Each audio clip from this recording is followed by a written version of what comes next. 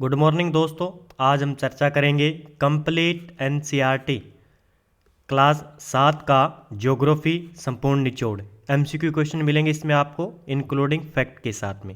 तो all competition exam के लिए महत्वपूर्ण है, चाहे आप सीटेट की एग्ज़ाम की तैयारी कर रहे हो, यूपीएससी की, रीट एग्ज़ाम की या एसएससी की या कोई भी ऑल स्टेट एग्ज़ाम की तैयारी कर रहे हो, तो आपको यह महामैराथन क्लास संपूर्ण निचोड़ एनसीईआरटी कक्षा 7 की ज्योग्राफी बहुत ही महत्वपूर्ण होने वाली है।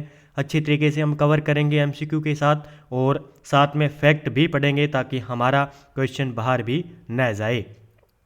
सभी साथी वीडियो को लाइक कर दें, शेयर कर दें और चैनल पर नए हैं तो चैनल को सब्सक्राइब कर लें ताकि आपको इस प्रकार की वीडियो अपलोड होती रहे। इसी के साथ में मैं थोड़ी सी आपको बता देता हूँ, हैप्पी न्यू ईयर 2024 पर आपको स्पेशल ऑफर दिया जा रहा है प्रताप क्लासेस ऐप की तरफ से। ओनली 5 दिन यह ऑफर रहेगा, 50% डिस्काउंट है ऑनलाइन टेस्ट सीरीज पर। देखिए एनसीईआरटी बॉक्स कक्षा 6 से लेकर 10 तक आपको नवीनतम संस्करण की ऑनलाइन टेस्ट सीरीज मिल जाएगी मात्र 100 रुपये में। हेल्पलाइन नंबर आपको दिए हुए हैं, यहाँ पे कांटेक्ट कर सकते हो, पूछ सकते हो आप। ठीक है, तो ऑल कंपटीशन एग्जाम के लिए सीजे सीटेट का 21 जनवरी को एग्ज़ाम है, रीट लेवल आगामी भर्ती है और यूपीएससी के जो साथी प्री की तैयारी कर रहे हैं तो आपको पता है कि एनईपी ने एनसीएफ बनाया। एनसीएफ में 80% डाटा एनसीईआरटी का एग्ज़ामों में डाला जा रहा है, तो अच्छी तरीके से रिवाइज कीजिए मेरे साथ में।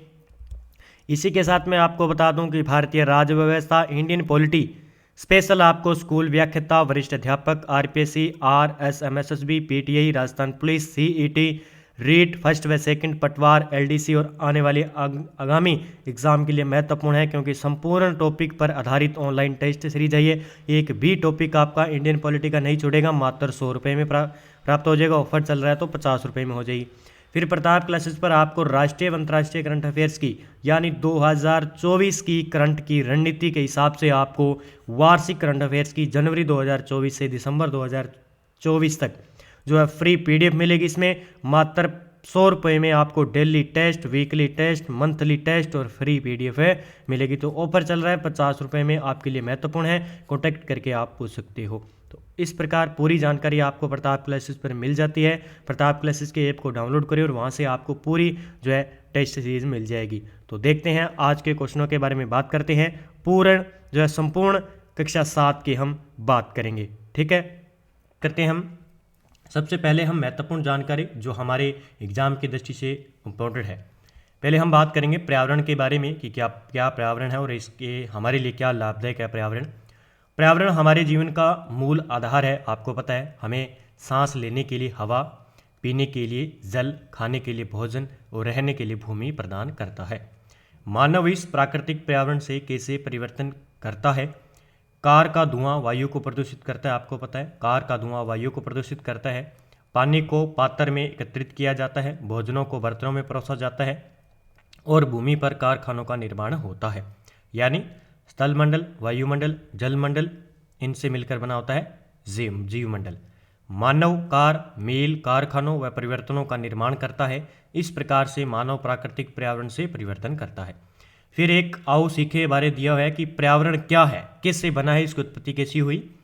पर्यावरण यानी एनवायरनमेंट, क्या है, एनवायरनमेंट शब्द की उत्पत्ति फ्रेंच भाषा, याद रखना है। एक तो फ्रेंच शब्द है एनवायरोनेर, क्या है, एनवायरोनेर, या इसे कह सकते हैं हम एनवायरोनेरेस से हुई है, जिसका अर्थ क्या होता है, पड़ोस। यानी पर्यावरण का अर्थ क्या होता है फ्रेंच भाषा के अंदर, पड़ोस। तो ये थोड़ा सा याद रखना है, एग्जाम की दृष्टि से पूछा जा सकता है किस भाषा से निकला, ये फ्रेंच भाषा से। ठीक है, फिर हम बात करते हैं प्रश्नों की।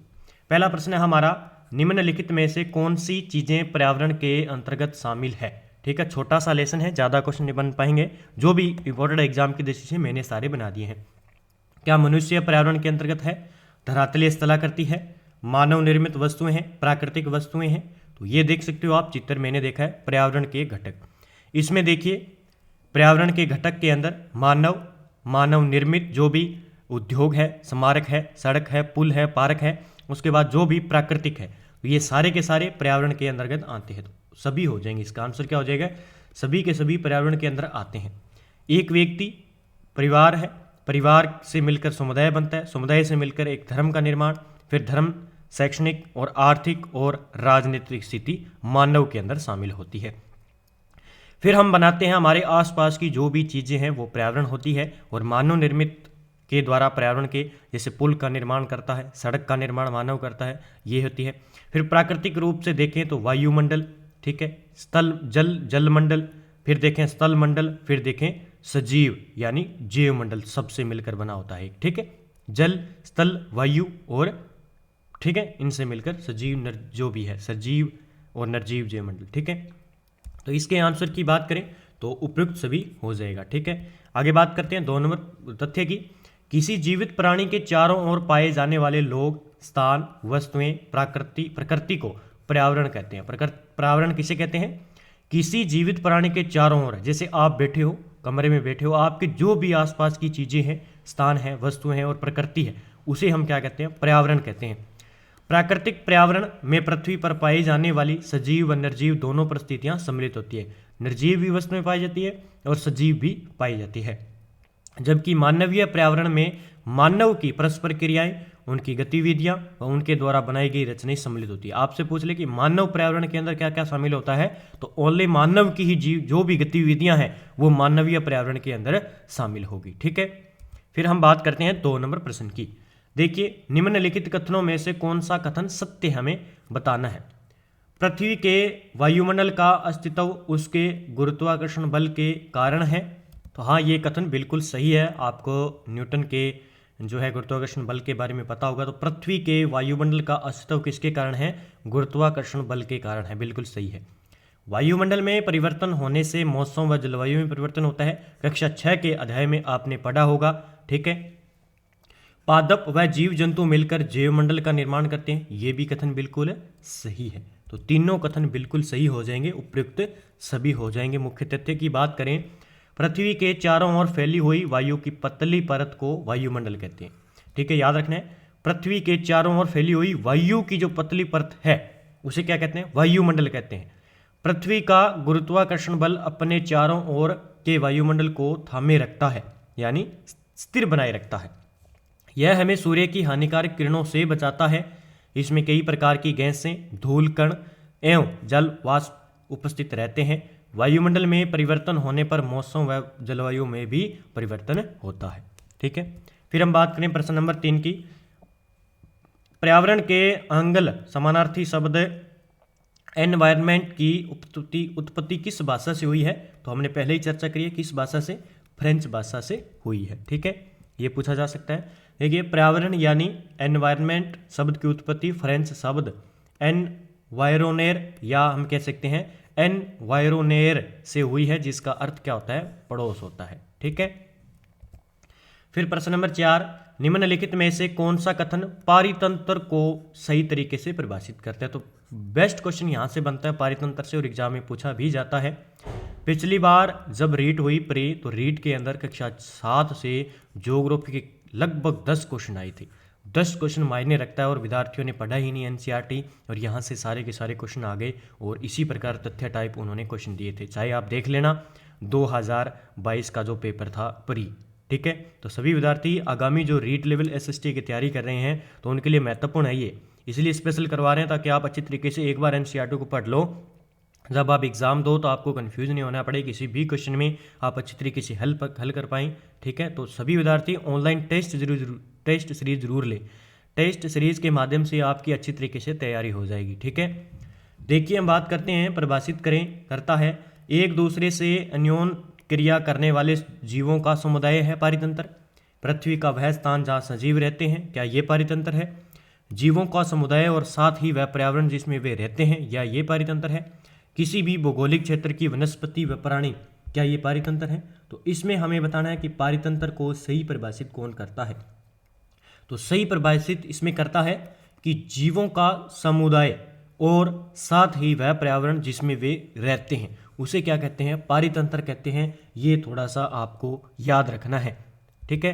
देखते हैं मुख्य, देखिए ये है पारितंत्र, एक ताल का पारितंत्र, जिसमें क्या रहते हैं? इसने कहा कि जीवों का समुदाय, ठीक है, और साथ ही वह पर्यावरण जिसमें वे रहते हैं, ठीक है। आसपास का पर्यावरण, नदी, जल, वायु, जीव, व्यक्ति, पहाड़, पत्थर, ये क्या एक पारितंत्र है।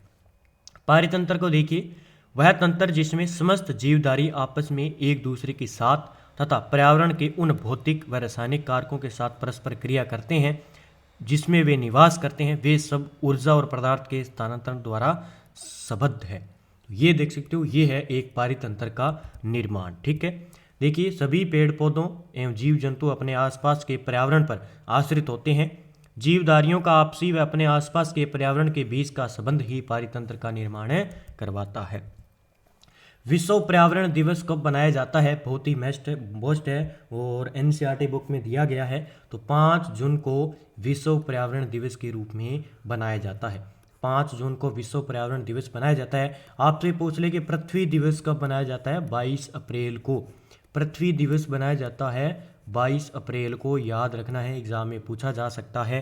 साथ ही साथ में आपको याद रखना है कि 10 जनवरी को विश्व हिंदी दिवस बनाया जाता है, ताकि एक्स्ट्रा चीज़ें भी हमें पढ़नी चाहिए। विश्व हिंदी दिवस आपसे पूछ ले कब बनाया जाता है, तो ये बनाया जाता है 10 जनवरी को। राष्ट्रीय हिंदी दिवस कब बनाया जाता है, तो 14 सितंबर को। कब बनाया जाता है, 14 सितंबर को। ठीक है, राज्य हिंदी दिवस 14 सितंबर को हिंदी दिवस बनाया जाता है। याद रखना है, विश्व पूछ ले तो 10 जनवरी को। कब, 10 जनवरी। तो याद रखना है, हिंदी हमारी अभी राष्ट्रीय भाषा घोषित नहीं है, तो राज्य भाषा आपसे पूछ ले 14 सितंबर को बनाई जाती है हिंदी दिवस, और विश्व हिंदी दिवस 10 जनवरी को बनाया जाता है। 22 अप्रैल को पृथ्वी दिवस बनाया जाता है।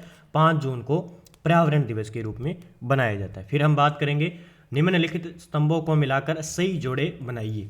देखिए, जैवमंडल, वायुमंडल, स्थल जलमंडल और पर्यावरण के बारे में दी हुई है परिभाषाएं भी, किसे क्या कहते हैं ये एग्जाम में पूछा जा सकता है। देखिए, जैवमंडल किसे कहते हैं, वह संकीर्ण क्षेत्र जहां स्थल, जल और वायु परस्पर क्रिया करते हैं, यानी तीनों मिलते हैं, उसे जैवमंडल कहेंगे। फिर वायुमंडल, वायुमंडल किसे कहेंगे, पृथ्वी को घेरने वाली वायु की पतली चादर, हमने पढ़ा था। फिर जलमंडल, जलीय क्षेत्र, ठीक है, नदी जैसे हो गया। पर्यावरण की बात करेंगे, हमारे आसपास का क्षेत्र क्या होता है, पर्यावरण कहलाता है। इस प्रकार के प्रश्न पूछे जा सकते हैं एग्जाम में। तो इसके आंसर की बात करेंगे तो ये देख सकते हो, ये है जैवमंडल। जैवमंडल, ठीक है, ये कौन सा, थोड़ा देखें,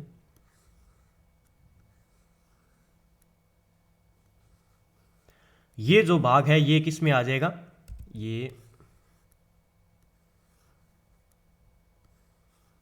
ये जो भाग है ये किस में आ जाएगा, ये हो गया हमारा जैवमंडल, और ये वायुमंडल, स्थल मंडल और जैवमंडल। इस प्रकार इसका निर्माण होता है। ये है पर्यावरण के क्षेत्र। ठीक है, इसके आंसर की बात करेंगे तो 1 नंबर इसका आंसर बिल्कुल सही हो जाएगा। देखिए, अगला प्रश्न है हमारा, इनमें से कौन सा पर्यावरण के लिए खतरा है, इनमें से पर्यावरण के लिए कौन सा खतरा है, पादपों में वृद्धि, जनसंख्या में वृद्धि, फसलों की वृद्धि, सभी। तो जनसंख्या में वृद्धि जो है पर्यावरण के लिए, हमारे लिए हानिकारक हो सकते हैं। ये देख सकते हो, ये है जनसंख्या, और ये पर्यावरण के लिए बहुत ही हानिकारक है। बढ़ती जनसंख्या प्राकृतिक संसाधनों के दोहन को बढ़ाती है, और यह पर्यावरण के लिए खतरा है। तो ठीक है, तो ये थोड़ा सा आपको याद रखना है। उसके बाद में एक ऑप्शन दिया हुआ है यहाँ पे, वस्तु विनिमय पद्धति क्या है, यह वस्तुओं की अदला बदली का व्यापार है जिसमें धन का प्रयोग नहीं होता है, वस्तु के बदले वस्तु दी जाती है। ये देख सकते हो आप चित्र। फिर अब थोड़ा सा देखें तो प्रत्येक वर्ष 5 जून को विश्व पर्यावरण दिवस बनाया जाता है, ये भी आपको याद रखना है। तो आज के इतने ही क्वेश्चन थे। पर्यावरण हमारा पहला लेसन कंप्लीट हो गया है, और इसकी टेस्ट सीरीज भी आपको प्रताप क्लासेस पर उपलब्ध करवा दी गई है। तो सभी विद्यार्थी टेस्ट सीरीज लें, और रीट की जो विद्यार्थी तैयारी कर रहे हैं एसएसटी से, मैं कहता हूं आप अच्छी तरीके से इसको निकाल लीजिए मेरे साथ। मैं कहता हूं आपकी रीट जो विद्यार्थी पढ़ रहे हैं उनकी क्लियर होगी, चाहे आप प्री देना, मेंस देना। जो 60 क्वेश्चन मेंस में आएंगे और प्री के अंदर आएंगे, वो आपके लिए बहुत ही महत्वपूर्ण होने वाले हैं। ठीक है, तो सभी विद्यार्थी वीडियो को लाइक करें, शेयर करें, और हमारा क्या है, नीचे दिए गए कथनों को ध्यानपूर्वक पढ़िए। ठीक है, पृथ्वी की ऊपरी परत को परपट्टी कहते हैं, बिल्कुल सही है। पृथ्वी की जो ऊपरी परत है, परत है उसे परपट्टी कहते हैं। इस प्रकार आपको पता है, चित्र देखा होगा आपने। ये जो होगी वो क्या होगी, पृथ्वी की परपट्टी कहलाती है, तथा यह सबसे पतली परत होती है। सबसे पतली क्या होती है, परत होती है।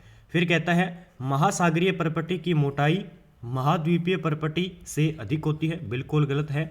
महाद्वीपीय परपट्टी की जो मोटाई है वो अधिक होती है, बल्कि महासागरीय परपट्टी की जो मोटाई है वो कम होती है। तो इसके आंसर की बात करें तो इसमें केवल एक सही हो जाएगा। ठीक है, मुख्य तथ्य की हम बात करते हैं। देखिए, पृथ्वी की ऊपरी परत को पर्पटी कहते हैं, याद रखना है, यह सबसे पतली परत होती है।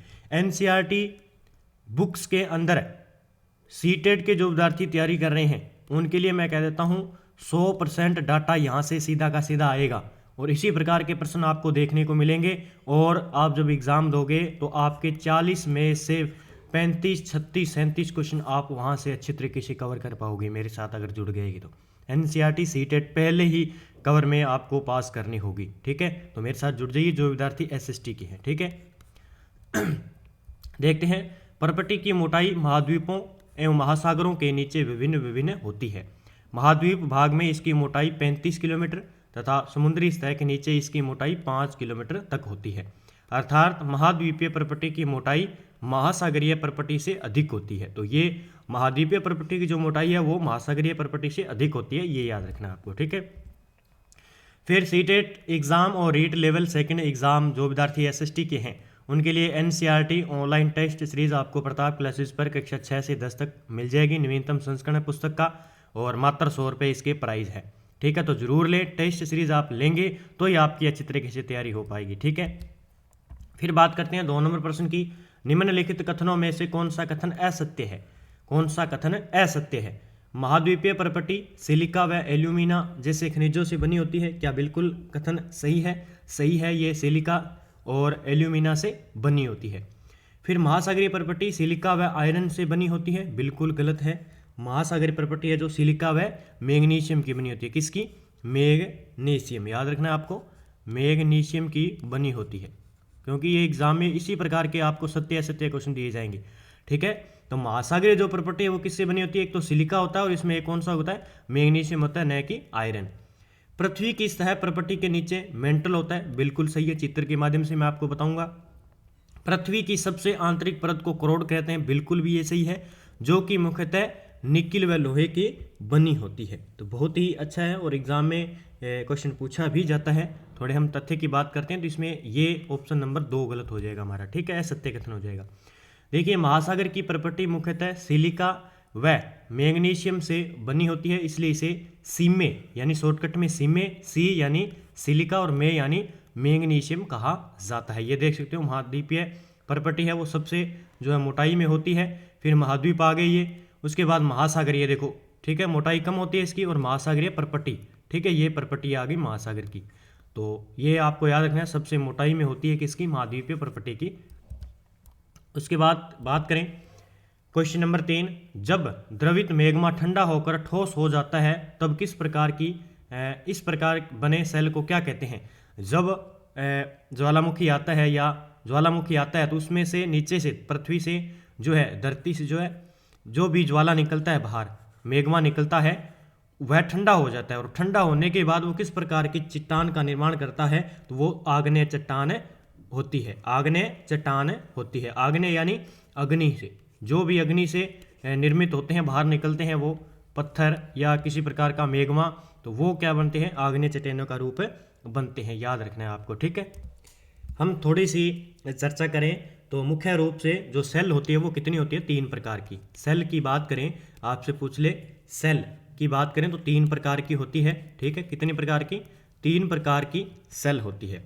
देखिए कौन कौन सी होती है, जिसमें पहले आ जाती है आग्नेय, ठीक है, आग्नेय चट्टानें कहते हैं हम। इसे क्या कहते हैं? इसे कहते हैं इग्नियस। क्या कहते हैं? इग्नियस। ये शब्द याद रखना, एग्जाम में पूछा जा सकता है या आपसे शॉर्टकट में पूछा जा सकते हैं। इग्नियस यानी इग्नियस का अर्थ क्या आता है? ये लैटिन भाषा शब्द है। किसका है? लैटिन भाषा का शब्द है, ये लैटिन भाषा का शब्द है। इसी लैटिन भाषा का शब्द का अर्थ क्या होता है? अग्नि होता है। क्या होता है? अग्नि होता है। तो याद रखने हैं आग्नेय चट्टानें, ठीक है। सेल 3 प्रकार की होती है, आग्नेय चट्टानें, और फिर अवसादी सेल कहते हैं या कायांतरित सेल कहते हैं। फिर आग्नेय चट्टानों के बारे में बात करें तो इसकी जो लैटिन भाषा का शब्द है ये इग्नियस, इसका अर्थ क्या होता है? अग्नि होता है। फिर हम बात करें 2 नंबर की, तो 2 नंबर पर कौन सी सेल आती है? 2 नंबर पर सेल की बात करें तो अवसादी। कौन सी? अवसादी सेल, ठीक है, ये लिखा हुआ है, हम थोड़ा लिख लेते हैं। ये है अवसादी सेल, ये 2 नंबर पर आती है, ठीक है, जिसे कहते हैं सेंडिमेट्री। क्या कहते हैं? याद रखना है, ये है लैटिन शब्द सेंडिमेट्री। एग्जाम से पूछा जा सकता है कि सेंडिमेट्री किस चट्टान को कहते हैं? सेंटीमेट्री, यानी इसका अर्थ क्या होता है? स्थिर। सेंटीमेट्री का अर्थ क्या होता है? स्थिर। लैटिन का शब्द है ये सेंटीमेट्री, और वैसे किसे कहते हैं? अवसादी चट्टानें कहते हैं, याद रखने हैं। फिर हम बात करें 3 नंबर की। 3 नंबर पर कौन सी आ जाएंगी? अपने कायांतरित ये सेल। इनका जो शब्द होता है लैटिन भाषा में ग्रीक शब्द है मेटाफॉर्मिस, मेटामॉर्फिक। क्या होता है? मेटामॉर्फिक,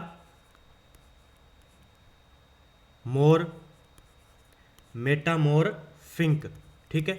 ये होता है अपने कायांतरिक सेलों का ग्रीक शब्द है ये, याद रखना। ये लैटिन शब्द नहीं है, ये है ग्रीक शब्द, ठीक है। इस ग्रीक शब्द का अर्थ क्या होता है? रूप परिवर्तन। क्या होता है?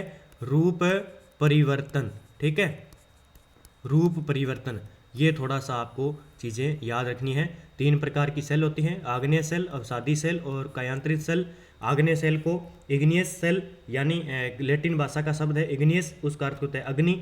सेंटीमेट्री की बात करें तो ये होता है अविसादी को सेंटीमेट्री, यानी लैटिन शब्द है सेंटीमेंटम, जिसका अर्थ क्या होता है? स्थिर। फिर कायांतरित सेल की बात करें तो मेटामॉर्फिक ग्रीक शब्द होता है मेटाफॉर्मोस, जिसका अर्थ क्या होता है? रूप परिवर्तन, ठीक है। तो ये डिटेल आपको मैंने बता दी। और जो आग्नेय चट्टानें हैं इनको क्या कहते हैं? इनको याद रखना है। एक तो प्राथमिक सेल, आपसे पूछ लिया जाए कि प्राथमिक सेल किन्हें कहा जाता है, तो आग्नेय सेल को प्राथमिक सेल के रूप में भी जाना जाता है। फिर हम बात करें आग्नेय सेल की, तो ये 2 प्रकार की होती है। कितने प्रकार की? 2 प्रकार की होती है ये आग्नेय सेल, जहाँ से एग्जाम में पूछा जा सकता है आपसे। एक तो होता है अंतर्वेदी। क्या होता है? अंतर्वेदी, ठीक है, इसकी भी हम आगे बात करेंगे। एक दूसरा होता है बहिर्वेदी, ठीक है। ये 2 प्रकार है किसके? आग्नेय चट्टानों के, जहाँ से एग्जाम में क्वेश्चन आपसे पूछा जाएगा, ठीक है। फिर बात करते हैं, तो इसका आंसर क्या हो जाएगा कि जब द्रवित मैग्मा ठंडा होकर ठोस हो जाता है तो तब किस प्रकार की चट्टानें बनती हैं? तो आग्नेय चट्टानें बनती है। आग्नेय चट्टानें यानी इग्नियस। इग्नियस की बात करें तो ये लैटिन भाषा का शब्द है, और आग्नेय 2 प्रकार की होती है, अंतर्वेदी और बहिर्वेदी, ठीक है। अब थोड़ी सी हम बात कर लेते हैं। जब द्रवित मैग्मा ठंडा होकर ठोस हो जाता है तब इस प्रकार बने सेल को आग्नेय सेल कहते हैं। इन्हें प्राथमिक सेल भी कहते हैं, याद रखना है। आग्नेय सेल 2 प्रकार की होती है, अंतर्वेदी आग्नेय सेल और बहिर्वेदी आग्नेय सेल, तो दोनों याद रखनी है आपको। फिर बात करते हैं पृथ्वी के कुल आयतन में सबसे अधिक हिस्सा किस परत का है? तो इसमें सबसे अधिक हिस्सा किसका हो जाएगा? मेंटल का हो जाएगा। इसका आंसर क्या हो जाएगा? मेंटल का, ठीक है। मेंटल की बात करें, ये है पर्पटी। हमने शुरुआत में बात की थी कि पृथ्वी की सबसे ऊपरी परत कौन सी होती है? पतली परत होती है पर्पटी। ये स्थल मंडल होता है हमारा। फिर ये मेंटल का हिस्सा है, सबसे ज़्यादा गहरा होता है ये। फिर ये हमारा कौन सा आ जाता है? आंतरिक करोड, अंतिम हिस्सा आ जाता है, एग्जाम में पूछा भी जाता है, ठीक है। तो ये चित्र आपको याद रखना है। चित्र की सहायता से आप अच्छी तरीके से, पहले पर्पटी आएगी, फिर मेंटल आएगा, फिर आंतरिक करोड, यानी अंतिम जो परत होती है वो अंतरिम आंतरिक करोड या करोड कह सकते हैं, ठीक है। देखिए, पृथ्वी के आयतन का केवल 1% हिस्सा ही पर्पटी है, यानी क्रस्ट है। 84% मेंटल है, याद रखना है सबसे ज़्यादा, और 15% हिस्सा करोड है। और पृथ्वी की त्रिज्या याद रखनी है आपको 6371 किलोमीटर। आपसे पूछा जा सकता है कि पृथ्वी के सबसे ऊपरी हिस्से को पर्पटी कहते हैं, ठीक है, ये हो गया। फिर कहता है कि जो है पृथ्वी के कुल आयतन में सबसे अधिक हिस्सा आपको दे दिए मेंटल का है। फिर आपसे दे दीजिए पृथ्वी की त्रिज्या, आपको यहाँ से 6371 न देकर वो कितना दे दे? आपको दे दे लगभग 6271। तो थोड़ा डाटा भी आपको याद रखना है, आपसे सत्य असत्य क्वेश्चन पूछा जा सकता है। फिर थोड़ी एनसीईआरटी में दिया कि आप जानते हो कि पृथ्वी के आयतन का केवल 1% हिस्सा पर्पटी है, 84% हिस्सा मेंटल है और 15% हिस्सा करोड है। पृथ्वी की त्रिज्या 6371 किलोमीटर है, ठीक है, याद रखना है। पृथ्वी की त्रिज्या जो ये है ना, ये 6371 है। तो अंदर से पृथ्वी इस प्रकार है, तो इसीलिए पृथ्वी का आंतरिक भाग या पृथ्वी के अंदर टॉपिक दिया हुआ है कि हमें पृथ्वी के अंदर की भी जानकारी होनी चाहिए कि किस प्रकार ये पृथ्वी के अंदर दबाव बनता है, किस प्रकार भूकंप आते हैं, किस प्रकार ज्वालामुखी का निर्माण होता है, किस प्रकार की चट्टानों का वो लावा निकलता है, तो किस प्रकार की चट्टानें बाहर निर्माण होता है, और किस प्रकार पर्वतों का निर्माण होता है, और कौन कौन से जो पत्थर है वो टूटकर दूसरी चट्टानों का निर्माण करते हैं। इस प्रकार की पूरी जानकारी हमें होनी चाहिए। फिर बात करते हैं प्रश्न नंबर 5, निम्नलिखित कथनों पर विचार कीजिए।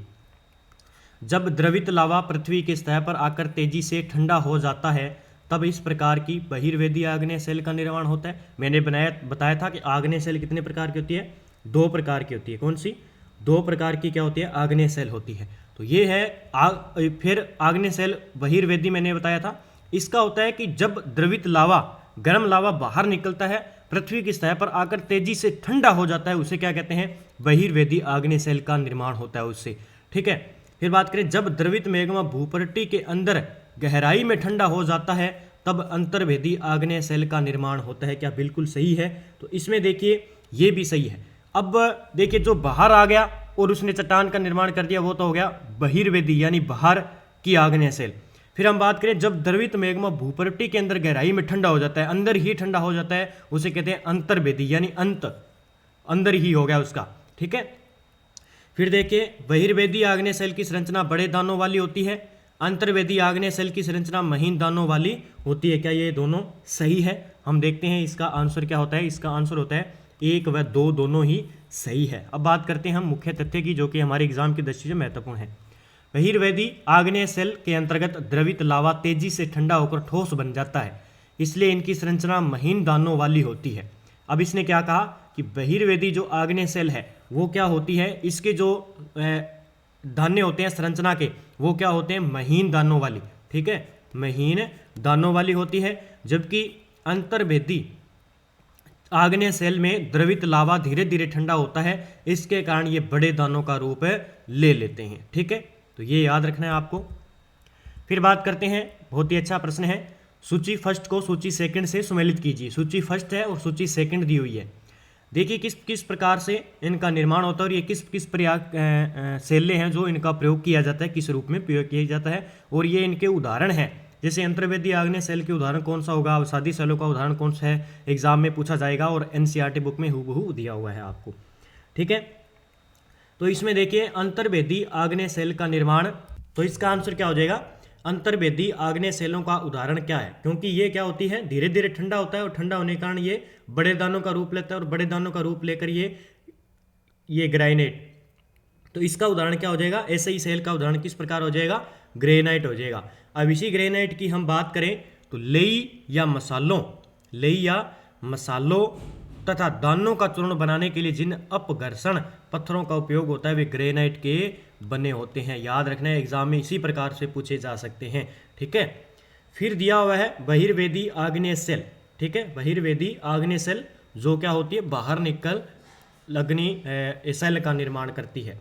ठीक है, तो ये इसके अंदर कौन सा आ जाएगा? इसके अंदर की बात करें तो बेसाल्ट। ठीक है, इसके अंदर आ जाएगी बेसाल्ट की चट्टानें। ठीक है, जैसे आपने देखा होगा बेसाल्ट जो दक्कन का पठार है ना, वो किससे बना आता है? याद रखना है आपको, दक्कन का पठार बेसाल्ट की चट्टानों से बना हुआ है। किसकी? दक्कन का पठार। आपसे एग्जाम में भी पूछा जा सकता है, दक्कन का पठार किस सेलों से बना हुआ है? तो आपसे पूछा जाए बहिर्वेदी आग्नेय सेलों से या बेसाल्ट। ठीक है, तो याद रखना है इस प्रकार के। और उसके बाद में अवसादी सेल की बात करें तो अवसादी सेल की बात करें तो इससे चूना पत्थर, फिर कायांतरित सेलों की बात करें तो स्लेट का रूप ले लेती है, इस कारण इसे कायांतरित कहते हैं। ठीक है, जैसे और भी हम बात करें अवसादी सेलों के अंदर, जैसे बलुआ पत्थर है, आपसे पूछा जाए बलुआ पत्थर। ठीक है, ये अवसादी सेलों से निर्मित है, रेत के दानों से बनता है बलुआ पत्थर। इन सेलों में पौधों, जानवरों व अन्य सूक्ष्म जीवाणुओं जो भी कभी इन सेलों इसे जीवाश्म भी कह सकते हैं हम अवसादी सेलों के अंदर। ठीक है, तो याद रखना है। और आगे हम बात करें तो इसके आंसर की, तो इसका आंसर क्या हो जाएगा? इसका आंसर हो जाएगा 4 नंबर। ठीक है, 3, 2, 4, 1। देखिए मुख्य तथ्य है, अंतर्वेदी आग्नेय सेल ग्रेनाइट हो जाएगा, बहिर्वेदी आग्नेय सेल बेसाल्ट हो जाएगा, अवसादी सेल से निर्मित चूना पत्थर है, और कायांतरित सेल स्लेट। ठीक है, तो ये स्लेट की बात करें तो ये कायांतरिक सेलों के बारे में थोड़ी सी बात करें तो ये इसका निर्माण किस प्रकार होता है। एक तो जो अपनी है आग्नेय सेल, कौन सी? आग्नेय सेल, प्लस में हम करें कौन सी? अवसादी सेल। क्या होती है? अवसादी सेल। इन दोनों की बात करें तो इनके उच्च ताप व दाब के कारण जो है इन सेलों का निर्माण होता है। ये किस में होती है? इन दोनों का निर्माण किस में होता है? कायांतरित सेलों में। ये याद रखना आपको। देखिए इसके उदाहरण की बात करें, जैसे चिकनी मिट्टी स्लेट, ये है चिकनी मिट्टी स्लेट, ठीक है, चिकनी मिट्टी स्लेट। चूना पत्थर संगमरमर में परिवर्तन हो जाता है। जैसे चिकनी मिट्टी किस में परिवर्तन हो जाती है, स्लेट में, और चूना पत्थर संगमरमर में परिवर्तन हो जाता है। ये आपको थोड़ा सा याद रखना है। ये है इसका उदाहरण स्लेट। फिर बात करें निम्नलिखित में से कौन सी अवसादी चट्टानों सेलों की विशेषता है। किसके बारे में, अवसादी चट्टानों के बारे में हमें बात करनी है, ठीक है, अवसादी चट्टानों के बारे में। तो देखिए अवसादी सेलों का निर्माण विभिन्न प्रकार के सेल अवसादों के निक्षेपण के द्वारा होता है। निक्षेपण का अर्थ क्या होता है, इकट्ठा होना, किसी चीज़ का अपर्दन होके उस चीज़ का इकट्ठा होना, अलग नई चीज़ का निर्माण होना निक्षेपण के द्वारा होता है। इन सेलों में जीवाश्म होने की कोई संभावना नहीं होती। ये सेलें अपेक्षाकृत कम कठोर होती है। तो इसमें आंसर की बात करेंगे तो 1 नंबर 1 सही हो जाएगा, और ये सेलें अपेक्षाकृत कम कठोर होती है, ठीक है। इन सेलों में जीवाश्म होने की कोई संभावना नहीं है, तो जीवाश्म होने की संभावना मिलती है, ये एनसीईआरटी बुक में दिया हुआ है। यहाँ पे स्पष्ट लिखा हुआ है कि हम बात करें तो अवसादी सेल यानी इन सेलों में पौधों, जानवरों व अन्य सूक्ष्म जीवाणुओं जो कभी इन सेलों पर रहे हैं के जीवाश्म भी हो सकते हैं। ये अवसादी चट्टानों में स्पेशल दिया हुआ है। तो इसका जो आंसर हो जाएगा वो 1 व 3 हो जाएगा। देखिए इस प्रकार जो है निर्माण होते हैं आग्नेय सेल, उसके बाद ये अवसादी सेल और अवसाद बनता है, फिर कयांत्रित सेल हो गई, ये हो गया मेगमा। इस प्रकार ये पूरा चक्कर इनका चलता है, ठीक है। देखिए विभिन्न प्रकार की सेलें लुढ़क कर, चटक कर तथा एक दूसरे से टकराकर छोटे छोटे टुकड़ों में टूट जाती है। इन छोटे छोटे कणों को अवसाद कहते हैं। क्या कहते हैं, अवसाद कहते हैं। ये अवसाद हवा, जल आदि के द्वारा एक स्थान से दूसरे स्थान पर पहुंचकर निक्षेपित कर दिए जाते हैं। ये अदृढ़ अवसाद दबकर कठोर होकर सेल की परत बनाते हैं। इस कारण ये अपेक्षाकृत कम कठोर होते हैं। ये देखो ये लाइन आ गई ना, तो याद रखना है। तथा इन सेलों को अवसादी सेल कहते हैं। उदाहरण के लिए बलुआ पत्थर रेत के दानों से बनता है। इन सेलों में पौधों, जानवरों व अन्य सूक्ष्म जीव जो कभी इन सेलों पर रहे हैं के जीवाश्म भी पाए जाते हैं। फिर बात करते हैं, देखिए प्रश्न नंबर 8, उच्च ताप और दाब के कारण कौन सी सेल कयांत्रित सेल में परिवर्तन हो जाती है। तो आग्नेय सेल और अवसादी सेल दोनों हो जाएंगी, ठीक है, मैंने पहले भी बता दिया आपको। जब ताप और दाब के कारण आग्नेय और अवसादी चट्टानों के भौतिक और रासायनिक संगठन में परिवर्तन होता है तब कयांत्रित चट्टानों का निर्माण होता है। उदाहरण के लिए चिकनी मिट्टी स्लेट में और चूना पत्थर संगमरमर में परिवर्तन हो जाता है। तो ये उदाहरण आपसे पूछा जा सकता है कि चिकनी मिट्टी स्लेट में परिवर्तन और चूना पत्थर में परिवर्तन हो जाता है, इसका उदाहरण किसका है। पृथ्वी की त्रिज्या कितनी है, मैंने बताया था 6371 किलोमीटर। इसी प्रकार का प्रश्न आपसे पूछा जा सकता है। 6371 किलोमीटर पृथ्वी की टोटल जो है त्रिज्या है। फिर बात करें महाद्वीपीय द्रव्यमान पर परपट्टी की मोटाई लगभग कितनी है। किस पर, महाद्वीपीय द्रव्यमान पर कितनी हो जाएगी। महाद्वीपीय द्रव्यमान पर आपसे पूछा है तो 35 किलोमीटर एनसीईआरटी के बुक में दिया हुआ है, ठीक है। महासागर की परपट्टी में मुख्य रूप से किस ये जो महासागर की प्रॉपर्टी है वो किस किस से बनी होती है, मैंने आपको पहले भी बताया था। ये बनी होती है अपने सिलिका और मैग्नीशियम से। महासागर आते ही सिलिका और मैग्नीशियम यानी सी और एम, ठीक है, ये दोनों अक्षर आपको याद रखना है। समुद्र तल पर परपट्टी की मोटाई लगभग कितनी है। समुद्र तल पर परपट्टी की लंबाई है लगभग 5 किलोमीटर, ठीक है। पहले ही प्रश्न में आपको एनसीईआरटी बुक में मिल जाएगा। इसी प्रकार के प्रश्न पूछे जा सकते हैं। भूपरपट्टी के ठीक नीचे से मेंटल कितनी गहराई तक फैला हुआ है। जैसे ये पृथ्वी आ गई, ये हमारी पृथ्वी की त्रिज्या आ गई, ये तो हो गया हमारा परपट्टी। यानी इस परपट्टी भूपट्टी के ठीक नीचे मेंटल कितनी गहराई पर, जो मेंटल बना हुआ है यहाँ पे, ये कितनी गहराई तक है। फिर क्रोड आ गया आंतरिक, तो ये एग्जाम में पूछा जा सकता है, बहुत ही अच्छा प्रश्न है। ये लगभग 2900 किलोमीटर है। कितना है, 2900 किलोमीटर है, ये आपको याद रखना है। निम्नलिखित का मिलान करना है हमें। देखिए क्रोड, खनिज, सेल, चिकनी मिट्टी, सियाल, ठीक है, ये कहाँ किस प्रकार जो है उपयोग में होता है, किस प्रकार बनता है। फिर देखिए इसके आंसर की बात करें, क्रोड है या जिसे कोर कहते हैं या क्रस्ट कहते हैं, तो इसका जो होता है वो है अंतरम परत होती है, पृथ्वी की आंतरिक परत होती है। खनिज की बात करें तो इसका जो है उपयोग है, एक निश्चित रासायनिक संरचना होती है खनिज, ठीक है। सेल की बात करें तो सेल, ठीक है, चट्टानें सेल की बात करें तो सड़कों व भवनों के लिए उपयुक्त होती है सेल। चिकनी मिट्टी की बात करें तो ये आपने पढ़ा होगा का यांत्रिक चट्टानों के रूप में यानी स्लेट में बदलता है। फिर सियाल की बात करेंगे, सिलिकॉन व एल्यूमिनियम से बनी होती है सियाल। ये एग्ज़ाम में हूबहू प्रश्न सीधे के सीधे पूछे जाए जा सकते हैं, तो अच्छे तरीके से पढ़ लो इनको। तो इसका आंसर क्या हो जाएगा, ए हो जाएगा, ठीक है, ए इसका आंसर हो जाएगा।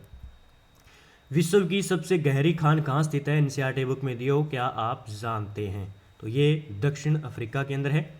विश्व की सबसे गहरी खान दक्षिण अफ्रीका में स्थित है तथा इसकी गहराई लगभग 4 किलोमीटर है। तेल की खोज में इंजीनियर 6 किलोमीटर गहराई तक खोद चुके हैं। पृथ्वी के केंद्र तक पहुंचने के लिए जो बिल्कुल असंभव है, आपको समुद्र की सतह पर 6000 किलोमीटर गहराई तक खोदना होगा, ठीक है। तो ये याद रखना है, दक्षिण अफ्रीका विश्व की सबसे गहरी खान है। एग्ज़ाम के अंदर क्वेश्चन हूबहू पूछा जाता है। तो उसके बाद थोड़ी सी मैं इन शब्दों के बारे में बात कर लेता हूँ। इग्नियस जिन्हें कहते हैं आग्नेय चट्टाने, लैटिन शब्द इग्निस जिसका अर्थ क्या होता है अग्नि यानी आग्नेय चट्टाने हो गई ये, ठीक है। फिर सेंडीमेंट्री यानी ये है लैटिन शब्द, ठीक है। तो ये बना किससे है, सेंडीमेंट्री जो शब्द है वो किससे बना है, लैटिन शब्द सेंडीमेंटम जिसका अर्थ क्या होता है स्थिर से बना है। फिर बात करते हैं मेटामॉर्फिक, ये शब्द किससे बना है, ग्रीक शब्द है ये, ग्रीक शब्द मेटामॉर्फोस जिसका अर्थ होता है परिवर्तन, ठीक है। ये होता है कायांतरित चट्टानों के लिए, ये औषधि चट्टानों के लिए, और ये होता है लैटिन शब्द है जो है आग्नेय चट्टानों के लिए। तो पूरी डिटेल मैंने आपको बता दी है। और सीटेट के एग्जाम में यहाँ से क्वेश्चन बाहर नहीं जाएगा, आप अच्छे तरीके से कर पाएंगे उन क्वेश्चनों को हल।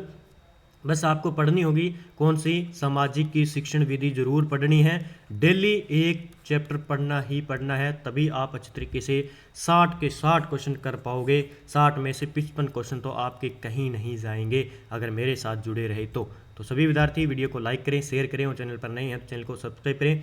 और जो मैंने एनसीईआरटी की टेस्ट सीरीज स्टार्ट कर रखे है उसको ज़रूर लें। अगर आप नहीं लोगे तो आपको पछतावा होगा कि हम पढ़ लेते तो अच्छा होता, क्योंकि जो रीट का एग्ज़ाम होगा ना प्री, वहाँ पे देख लेना आप, एसएसटी के सारे क्वेश्चन यहीं से आएंगे, एक भी क्वेश्चन बाहर नहीं जाएगा। कक्षा 7, 8 और 9 की बुकों और 6 से 8 तक तो आपको ऐसी याद होनी चाहिए, बिना पेज याद हो जाना चाहिए। करते हैं पहले थोड़ी सी हम चर्चा करेंगे पृथ्वी की गतियाँ के बारे में, या हम कह सकते हैं स्थलाकृति संरचना के बारे में, थोड़ी सी स्थलाकृति के बारे में थोड़ी सी हम चर्चा करेंगे। देखिए पृथ्वी की गतियाँ 2 प्रकार से होती है, एक तो अंतर्जनित बल और एक होता है बहिर्जनित बल। हमने पढ़ा है अंतर्जनित बल और बहिर्जनित बल के बारे में पढ़ेंगे। फिर होता है अंतर्जनित बल जो है वो आकस्मिक बल और पटल विरूपण 2 प्रकार का होता है। देखिए पृथ्वी की गतियाँ 2 प्रकार की होती है, एक अंतर्जनित बल और बहिर्जनित बल। उसके बाद अंतर्जनित बल के अंदर आ जाता है आकस्मिक यानी अचानक बल, और फिर पटल विरूपण बल यानी जिस प्रकार, जैसे पटल विरूपण का मतलब क्या होता है, जैसे ये है, जैसे इस प्रकार, ये क्या होता है, ये पटल विरूपण होता है। जो यहाँ पे दोनों प्लेटों के अंदर घर्षण होता है, तो घर्षण होता है, यहाँ पे जो अवशोध जमा होता है वो क्या करता है, एक पर्वत का निर्माण करता है। तो ये पर्वत निर्माण का बल तो अंतर्जनित बल के अंदर आ जाएगा।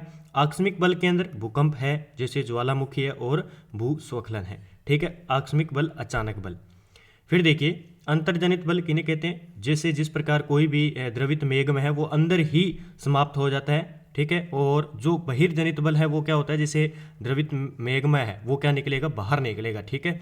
जैसे अंदर तापमान के कारण, गर्मी के कारण जैसे ही ज्वाला निकला वो क्या निकला, पूरा बाहर निकलेगा। इस बाहर निकले हुए जो अवसाद होंगे उन्हें क्या कहेंगे, बहिर्जनित बल कहेंगे।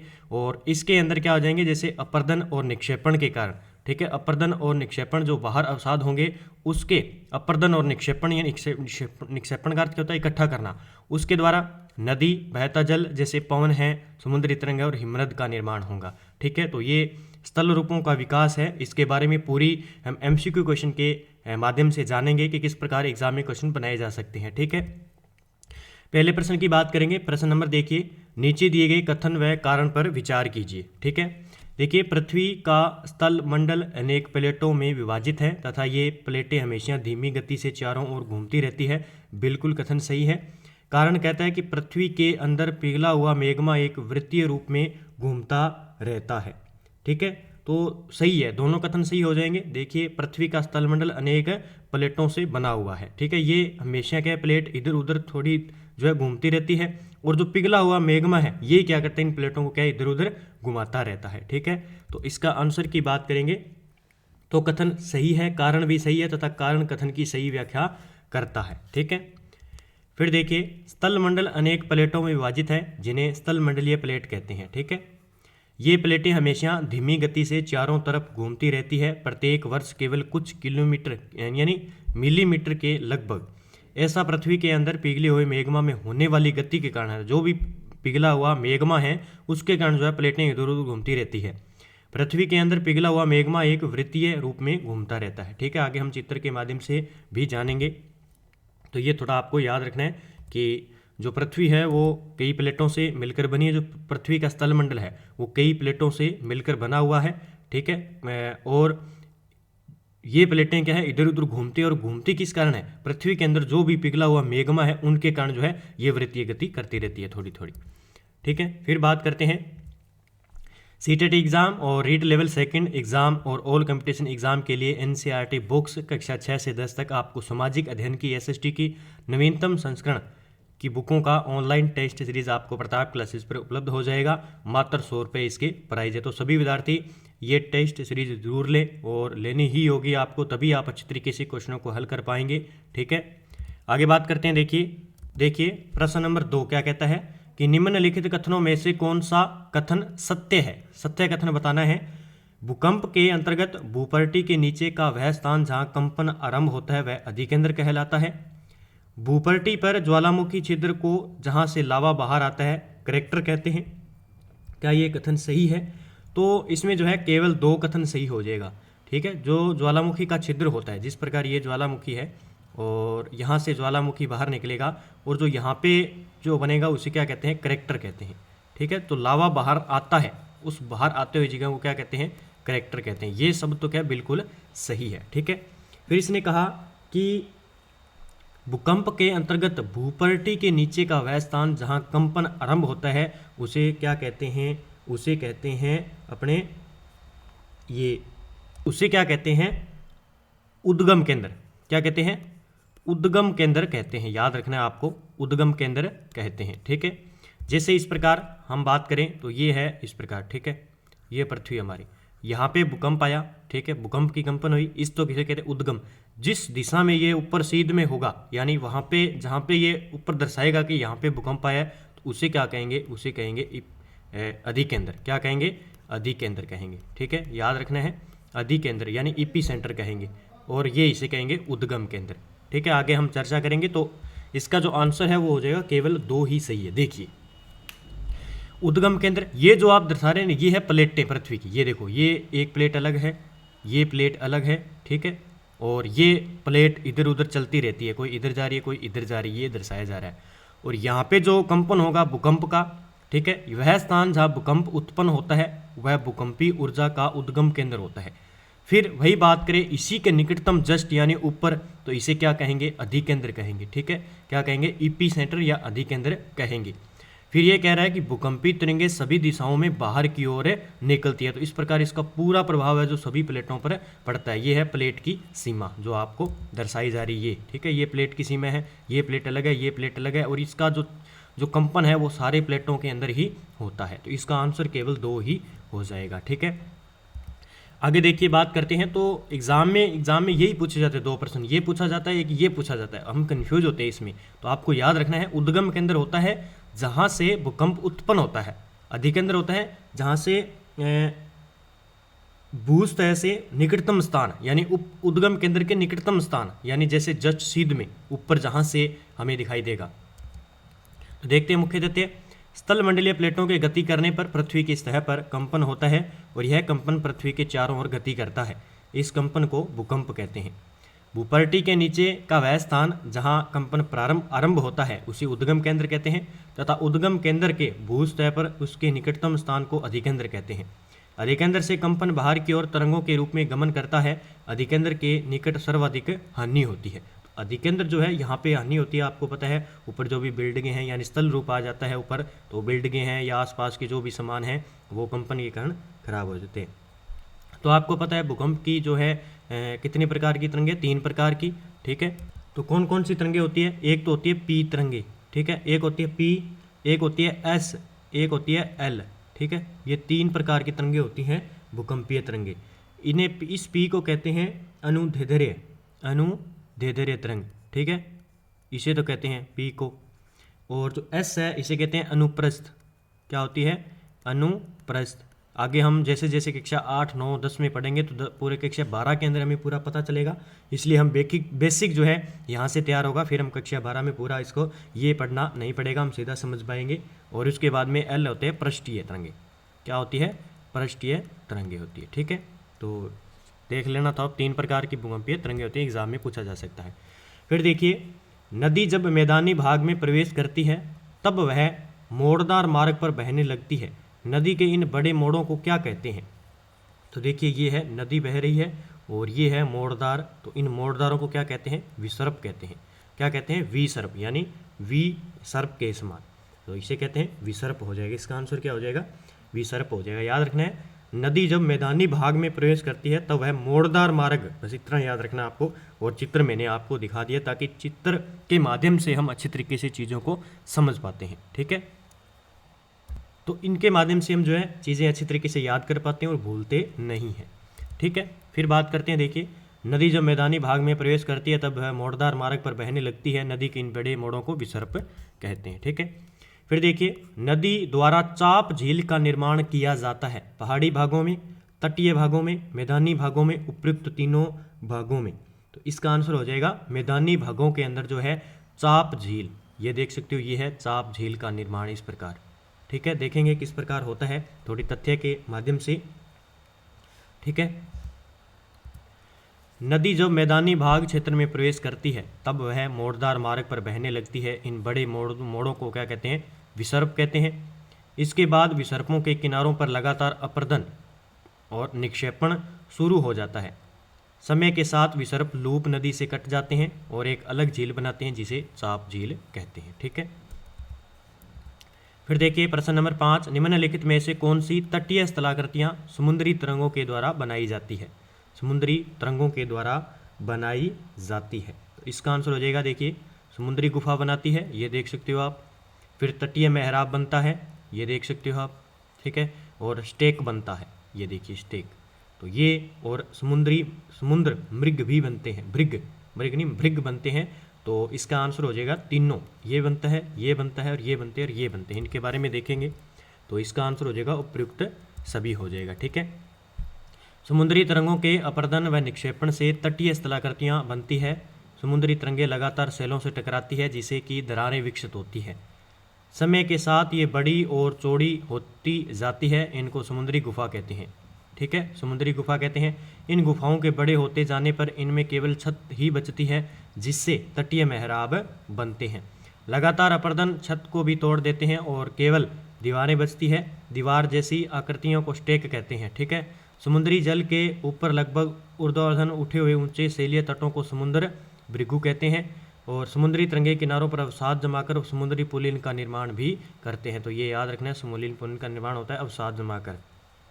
तो आपको पता है कि जैसे समुद्र में चट्टान होती है, चट्टान से बार बार पानी टकराता है, वो तरंगे बनती है और तरंगों से वो धीरे धीरे वो चट्टानें हैं वो अवसाद के रूप में टूटती है, फिर एक साइड में जाकर निक्षेपण होकर उसका एक फिर से निर्माण हो जाता है। तो इसी प्रकार जो है ये चीज़ें बनती है। आगे देखते हैं, हिमनद की निक्षेपण विशेषता क्या है? हिमनद की निक्षेपण विशेषता क्या है? तो इसका हो जाएगा मोराइन या हिमोड, ठीक है, मोराइन या हिमोड हो जाएगा। देखते हैं क्या है, तो ये देख सकते हो, हिमनद, बर्फ से ढका हुआ हिमनद नदी की तरह ही चल पड़ता है ये, ठीक है। देखिए, मोरेन असंपीड़ित चट्टानें, बोल्डर, बजरी, मिट्टी, ग्लेशियर की जमा विशेषताएं हैं, ठीक है। बाढ़ का मैदान, बहते पानी की निक्षेपण विशेषता है। समुद्र तट, समुद्र की लहरों की एक निक्षेपण विशेषता है, ठीक है। पृथ्वी की आकस्मिक गतियों के कारण कौन सी घटना होती है? आकस्मिक गतियां यानी अचानक, क्या होती है?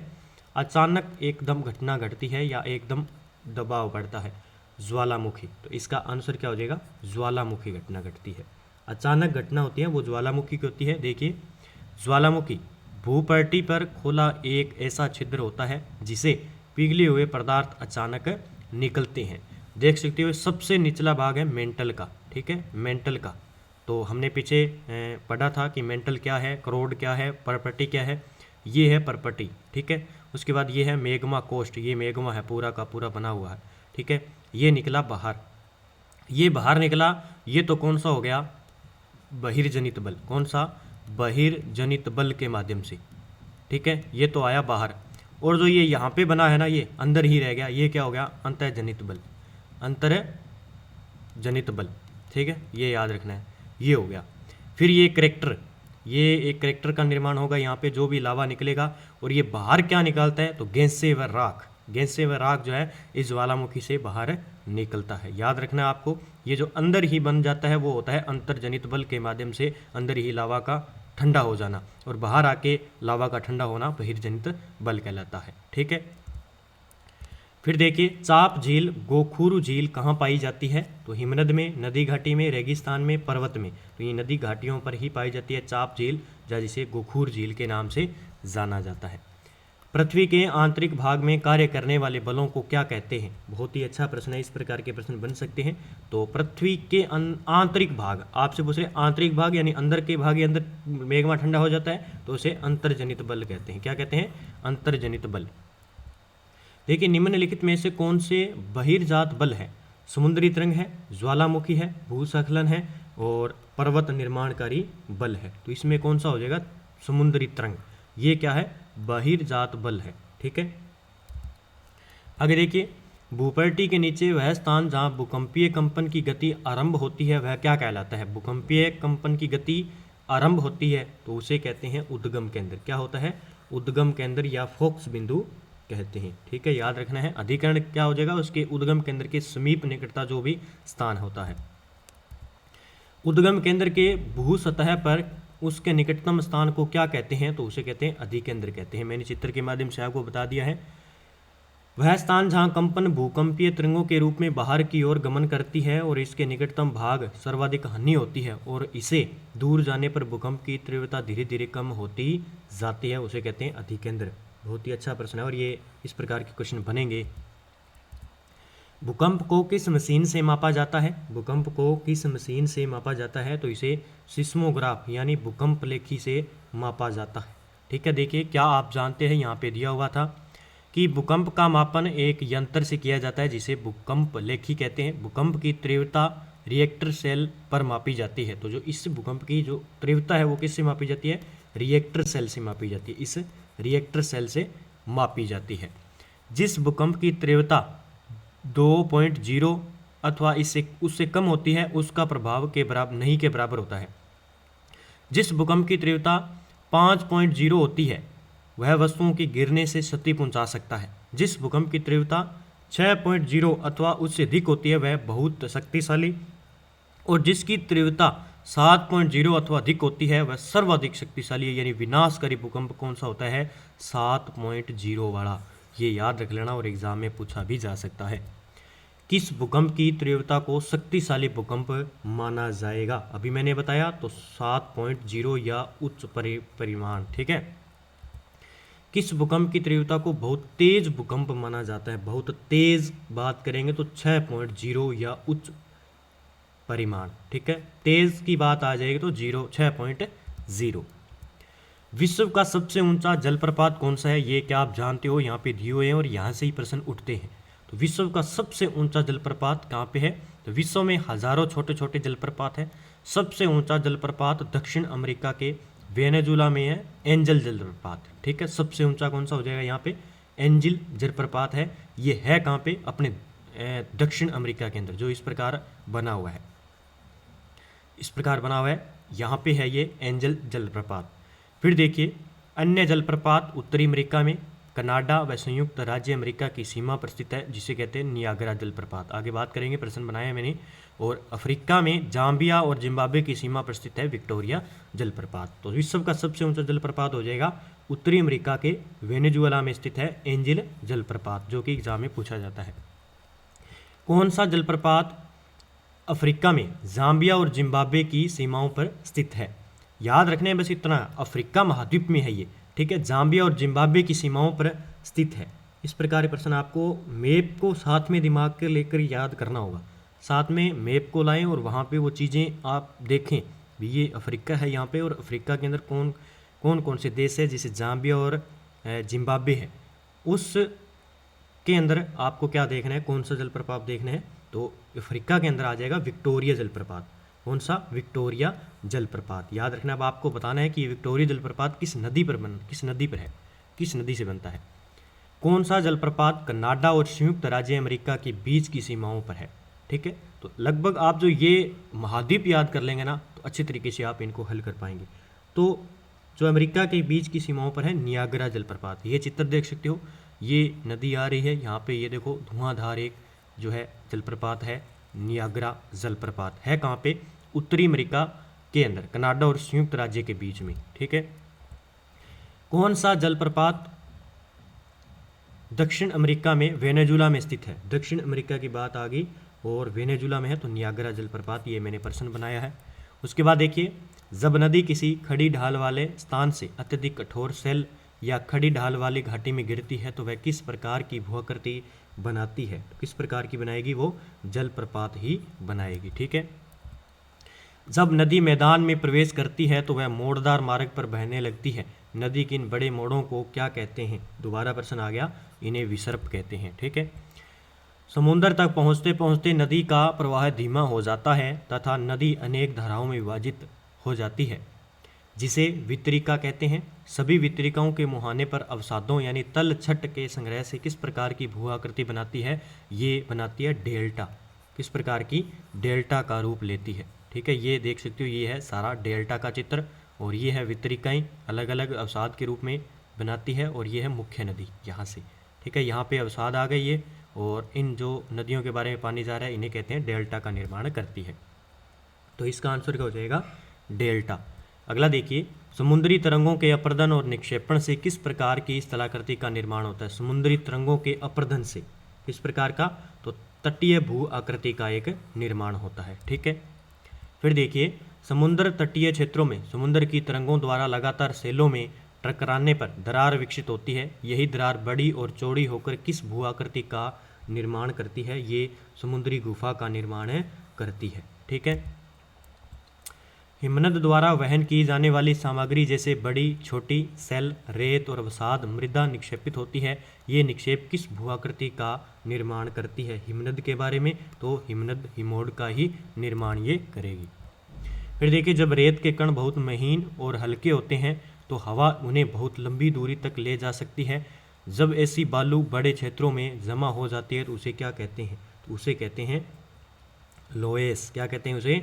लोएस कहते हैं। ठीक है, तो आज के इतने ही प्रश्न थे, और उसके बाद थोड़ी सी मैं बता देता हूँ। भूकंपीय तरंगे 3 प्रकार की होती है, पी तरंगे, एस तरंगे, एल तरंगे। पी तरंगों को कहते हैं अनुदैर्ध्य तरंगे, एस तरंगों को कहते हैं अनुप्रस्थ तरंगे, और एल तरंगों को कहते हैं पृष्ठीय तरंगे। तो ये थोड़ी सी आगे हम चर्चा करेंगे, जैसे कि कक्षा 8 पढ़ेंगे, फिर 9 पढ़ेंगे और 10 पढ़ेंगे, तो हमें इन तरंगों के बारे में पूरी डिटेल, यानी पूरा भूकंप जो है कक्षा 10 तक, 11-12 तक हमें मिल जाएगा। तो सारी हम चर्चा करेंगे आगे। 10 की करने के बाद हम 11-12 को भी हम स्टार्ट कर देंगे। ठीक है, एक बार 10 तक है हमारा। तो लगभग जो ज़्यादा प्रश्न आते हैं वो कक्षा 6, 7 और 8 तक आते हैं, यानी रीट एग्ज़ाम है, चाहे आप यूपीएससी की तैयारी करें हो या सीटेट के जो विद्यार्थी तैयारी करें, तो ये 3 बुक के महत्वपूर्ण प्रश्नों की पहला प्रश्न है हमारा कि निम्नलिखित कथनों पर विचार कीजिए।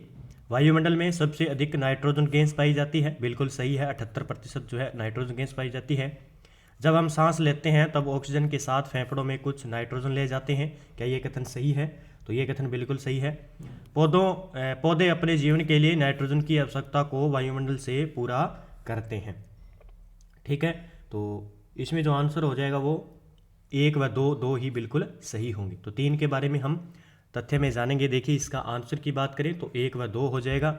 मुख्य तथ्य की बात करें, नाइट्रोजन वायु में सर्वाधिक पाई जाने वाली गैस है। जब हम सांस लेते हैं तब फेफड़ों में कुछ नाइट्रोजन भी ले जाते हैं और फिर उसे बाहर निकाल देते हैं। पौधों को अपने जीवन के लिए नाइट्रोजन की आवश्यकता होती है, जिससे वे सीधे वायु से नहीं लेते। मृदा और कुछ पौधों की जड़ों में रहने वाले जीवाणु वायु से नाइट्रोजन लेकर उसका स्वरूप बदल लेते हैं, जिसे पौधे इसका प्रयोग कर लेते हैं। तो सीधे नाइट्रोजन गैस ग्रहण न करके मृदा व कुछ पौधों की जड़ों में रहने वाले जीवाणु के माध्यम से जो है पौधे ग्रहण करते हैं। फिर सीटेड एग्ज़ाम और रीट लेवल सेकंड एग्ज़ाम की जो विद्यार्थी आगे तैयारी कर रहे हैं ऑल कंपटीशन एग्ज़ाम की, उन विद्यार्थियों के लिए स्पेशल एनसीईआरटी बुक्स कक्षा 6 से 10 तक हमने नवीनतम संस्करण की एसएसटी की बुकों की ऑनलाइन टेस्ट सीरीज़ आपको प्रताप क्लासेस पर उपलब्ध करवा रखी है। मात्र 100 रुपये प्राइज़ है, तो आप ज़रूर लें और अच्छी तरीके से इनका अध्ययन करें। देखिए 2 नंबर प्रश्न है, वायुमंडल में पाई जाने वाली गैसों का प्रतिशत के आधार पर सही अवरोही क्रम यानी अधिक से कम क्रम कौन सा है? तो सबसे पहले सभी में नाइट्रोजन है, 2 नंबर पर सभी में ऑक्सीजन है, 3 नंबर पर हीलियम है, तो हीलियम सबसे कम है, हल्की जो सबसे हल्की जो गैस है वो हीलियम है। फिर उसके बाद कार्बन डाइऑक्साइड कम है, उसके बाद मीथेन कम है, तो यहाँ पे ऑर्गन हो जाएगा, फिर कार्बन डाइऑक्साइड हो जाएगा। तो देखिए सी नंबर इसका आंसर हो जाएगा, 78% है नाइट्रोजन।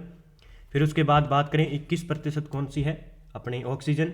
ऑर्गन है 0.93%, कार्बन डाइऑक्साइड है 0.03% और अन्य जो गैसें हैं वो है 0.04%। तो याद रखना है क्रम इनका, nitrogen, oxygen, organ, carbon dioxide, ठीक है। फिर देखिए व्याख्या हम बात करें, वायुमंडल अनेक गैसों का मिश्रण होता है, जिस प्रकार आप देख सकते हो सबसे ज़्यादा जो है वो नाइट्रोजन की मात्रा है, फिर बाद में ऑक्सीजन की है, ठीक है, और कार्बन डाइऑक्साइड है 0.03 और ऑर्गन है 0.93% और अन्य सभी 0.4%, ठीक है। तो ये हमने बात कर ली है। आगे हम बात करते हैं मौसम से संबंधित सभी घटनाएं जैसे वर्षा, कुहरा और ओलावर्षण वायु की किस परत में होती है? तो इस प्रकार के प्रश्न जो वायुमंडल की परतें हैं वहाँ से प्रश्न बहुत अच्छे तरीके से बनाए जा सकते हैं और किसी भी तरीके से, और ये क्वेश्चन कन्फ्यूज़ करने वाले होते हैं क्योंकि हम 5 परतों के बारे में जानते हैं, जो भी है 4-5 है, तो उनके बारे में लगभग सेम साइज, समताप मंडल है, मध्य मंडल है, बाह्य मंडल है, आयन मंडल है, तो इनकी हम चर्चा करेंगे। तो इसका आंसर तो हो जाएगा सौभ मंडल, ठीक है। पृथ्वी से स्थल से लेकर लगभग 13 किलोमीटर कौन सी है, अपनी है स्थल सौभ मंडल है। फिर समताप मंडल है लगभग 50 किलोमीटर ऊपर, ठीक है। तो इसमें जो है उसमें मौसमी घटनाएं होती हैं जैसे वर्षा है, कुहरा है, ओलावृष्टि है, वायुमंडल की परतें इसी के अंदर आती है, सौभ मंडल के अंदर, ठीक है, याद रखना है। देखते हैं ये रही, सबसे पहले हम बात करेंगे जहाँ पे हम रहते हैं वो है सौभ मंडल, ठीक है। ये क्या हो जाएगा, सौभ मंडल है लगभग 10 से 15 किलोमीटर, 12-13। फिर आती है अपनी समताप मंडल, ये जो है एरिया सारा समताप मंडल का है। यहाँ पे जो है ये स्वच्छ एकदम आकाश है, यानी यहाँ पे हवाई जहाज उड़ सकता है अच्छे तरीके से। ये प्रश्न बनता है कि हवाई जहाज है वो अपने उड़ान किस मंडल में भरते हैं, समताप मंडल में।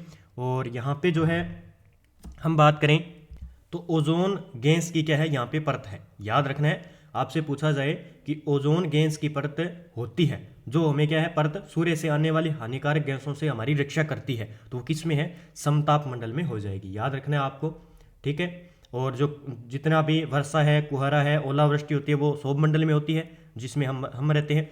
उसके बाद आता है ये समताप की सीमा आ गई, उसके बाद में आता है मध्य मंडल, कौन सा, मध्य मंडल आता है, ठीक है। इसे वायुमंडल की तीसरी परत कहते हैं, ठीक है। लगभग इसकी जो है किलोमीटर 80 किलोमीटर, याद रखना है, एनसीईआरटी में दिया हुआ है डाटा, तो याद रखना है 80 किलोमीटर इसकी ऊंचाई है, ठीक है।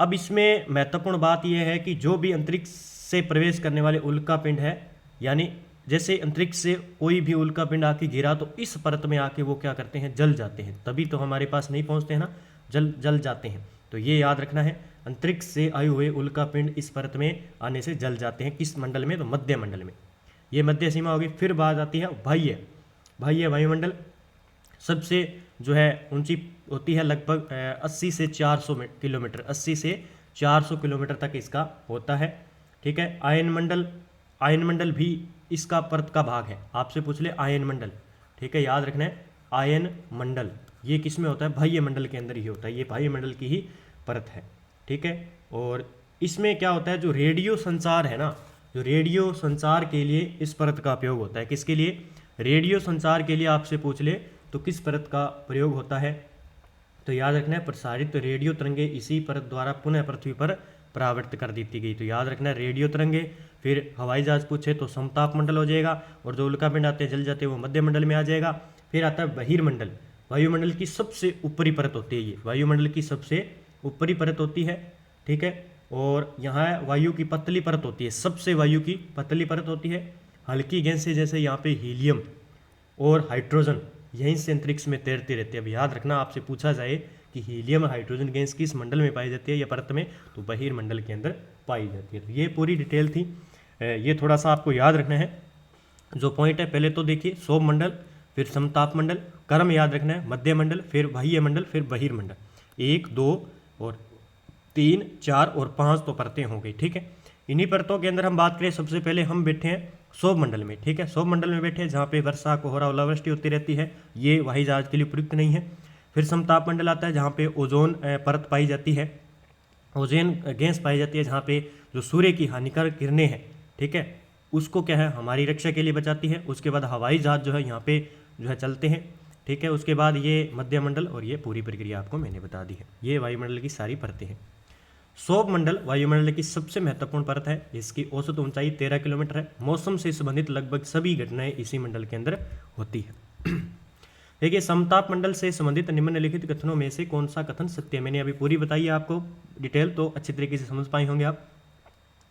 सौभ मंडल का ऊपर का भाग समताप मंडल कहलाता है, बिल्कुल सही है। यह परत बादलों एवं मौसम संबंधी घटनाओं से लगभग मुक्त होती है, ये बिल्कुल कथन सही है ये, ठीक है। समताप मंडल के बारे में है। ओजोन गैस की परत समताप मंडल में ही होती है, समताप मंडल में ही होती है। तीनों कथन बिल्कुल क्या हो जाएंगे, सत्य हो जाएंगे। तीनों कथन बिल्कुल सत्य हो जाएंगे, तो उपयुक्त सभी हो जाएंगे, ठीक है। इसमें फिर देखिए, हवाई जहाज वायुमंडल की किस परत में उड़ते हैं, तो हवाई जहाज मैंने बताया था किस मंडल में उड़ेंगे, समताप मंडल में उड़ेंगे, ठीक है। एक समताप मंडल याद रखना है, और यहाँ पे कौन सी है, ओजोन गैस है।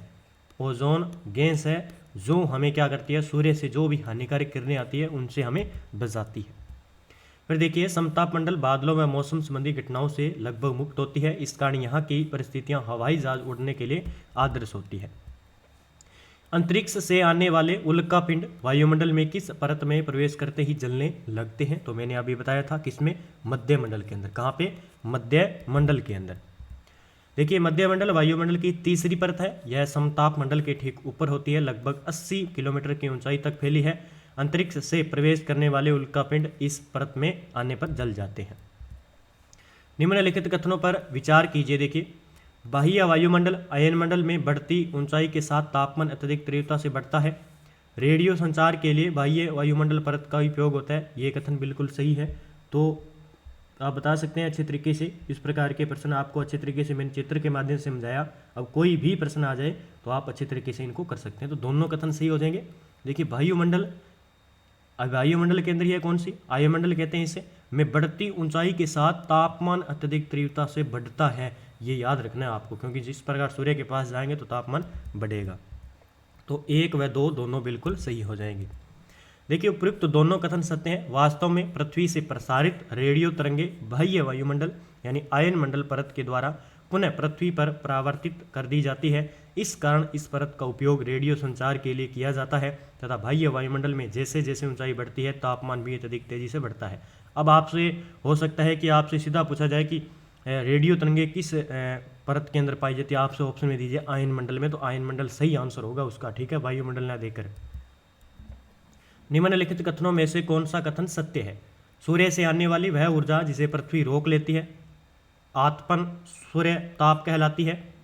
सूर्य तप की मात्रा पृथ्वी पर हर जगह एक समान रहती है। क्या ये कथन दोनों सही हैं, तो केवल एक कथन सही है। ये याद रखना है परिभाषा आतपन की, ठीक है। आतपन यानी सूर्य तप, ठीक है। आतपन का मतलब होता है सूर्य तप। तो सूर्य से आने वाली वह ऊर्जा जिसे पृथ्वी रोक लेती है वो क्या होता है, आतपन सूर्य तप कहलाती है, ठीक है। तो ये जो सूर्य तप की मात्रा है पृथ्वी पर समान नहीं रहती है, ठीक है। देखिए, ध्रुवों पर गर्म होता है, ठंडी होती है, तो वहीं भूमध्य रेखा पर देखें तो सूर्य की किरणें जो है गर्म होती है, तो इस प्रकार होता है, ठीक है। इसका आंसर केवल एक हो जाएगा। देखते हैं मुख्य तथ्य में, सूर्य तप की मात्रा पृथ्वी पर हर जगह एक समान नहीं रहती। आतपन सूर्य तप की मात्रा भूमध्य रेखा से ध्रुवों की ओर घटती है, इसलिए तापमान भी घटता जाता है। निम्नलिखित कथनों पर ध्यानपूर्वक पढ़िए, ठीक है, कथनों को। वायुदाब का क्षैतिज वितरण किसी स्थान पर उपस्थित वायु के ताप के द्वारा प्रभावित होता है। निम्न दाब क्षेत्र बादल युक्त आकाश व नम मौसम के साथ जुड़ा होता है, ठीक है। उसके बाद देखिए, उच्च वायुदाब के कारण स्पष्ट व स्वच्छ आकाश होता है, बिल्कुल सही है। वायु सदैव उच्च दाब क्षेत्र से निम्न दाब क्षेत्र की ओर गमन करती है, क्या बिल्कुल सही है, बिल्कुल सही है। तो ये कथन सारे सही हो जाएंगे। देखिए, वायुदाब की हम बात करें तो वायुदाब क्या होता है। वायुदाब का मतलब होता है कि पृथ्वी की सतह पर वायु के भार द्वारा लगाया गया दाब, ठीक है, वो क्या कहते हैं, वायुदाब कहते हैं उसे। ठीक है, याद रखना आपको। तो ये एक थोड़ा सा पॉइंट याद रखना है कि वायु सदैव जो है उच्च दाब क्षेत्र से निम्न दाब क्षेत्र की ओर गमन करती है। ये एनसीईआरटी बुक में लाइन दी हुई है, सारी विशेषता दी हुई है, अच्छी तरीके से पढ़ लेना इनको। और सीधे की सीधे सीटेट में, रीट में और ऑल एग्जाम जो भी आप तैयारी करे हो, सीधा का सीधा आपसे पूछा जाएगा। तो उपयुक्त सभी कथन हो जाएंगे। ये देख सकते हो, ये पूरा है प्रमुख वायुदाब पेटियाँ हैं। जिस प्रकार हम आगे आगे बढ़ेंगे बुकों में, उस प्रकार हमें पूरी डिटेल मिलती जाएगी। तो थोड़ी बेसिक नॉलेज यहाँ पे हमें मिला कि वायुदाब क्या होता है उसके बारे में। उसके बाद हमें थोड़ा कक्षा 8 में जाएंगे तो थोड़ा हाई लेवल मिलेगा, उसके बाद 9 में जाएंगे थोड़ा और हाई लेवल मिलेगा, और 10, 11, 12 में जाएंगे तो पूरी जानकारी हमें हो जाएगी। तो बेसिक से हम स्टार्ट करेंगे तो अच्छे तरीके से आप इन चीज़ों को पकड़ पा पाएंगे, क्योंकि शब्दावली बेसिक में होती है और वो शब्दावली हमें पकड़ कर ली तो हम अच्छे तरीके से आगे बढ़ पाएंगे।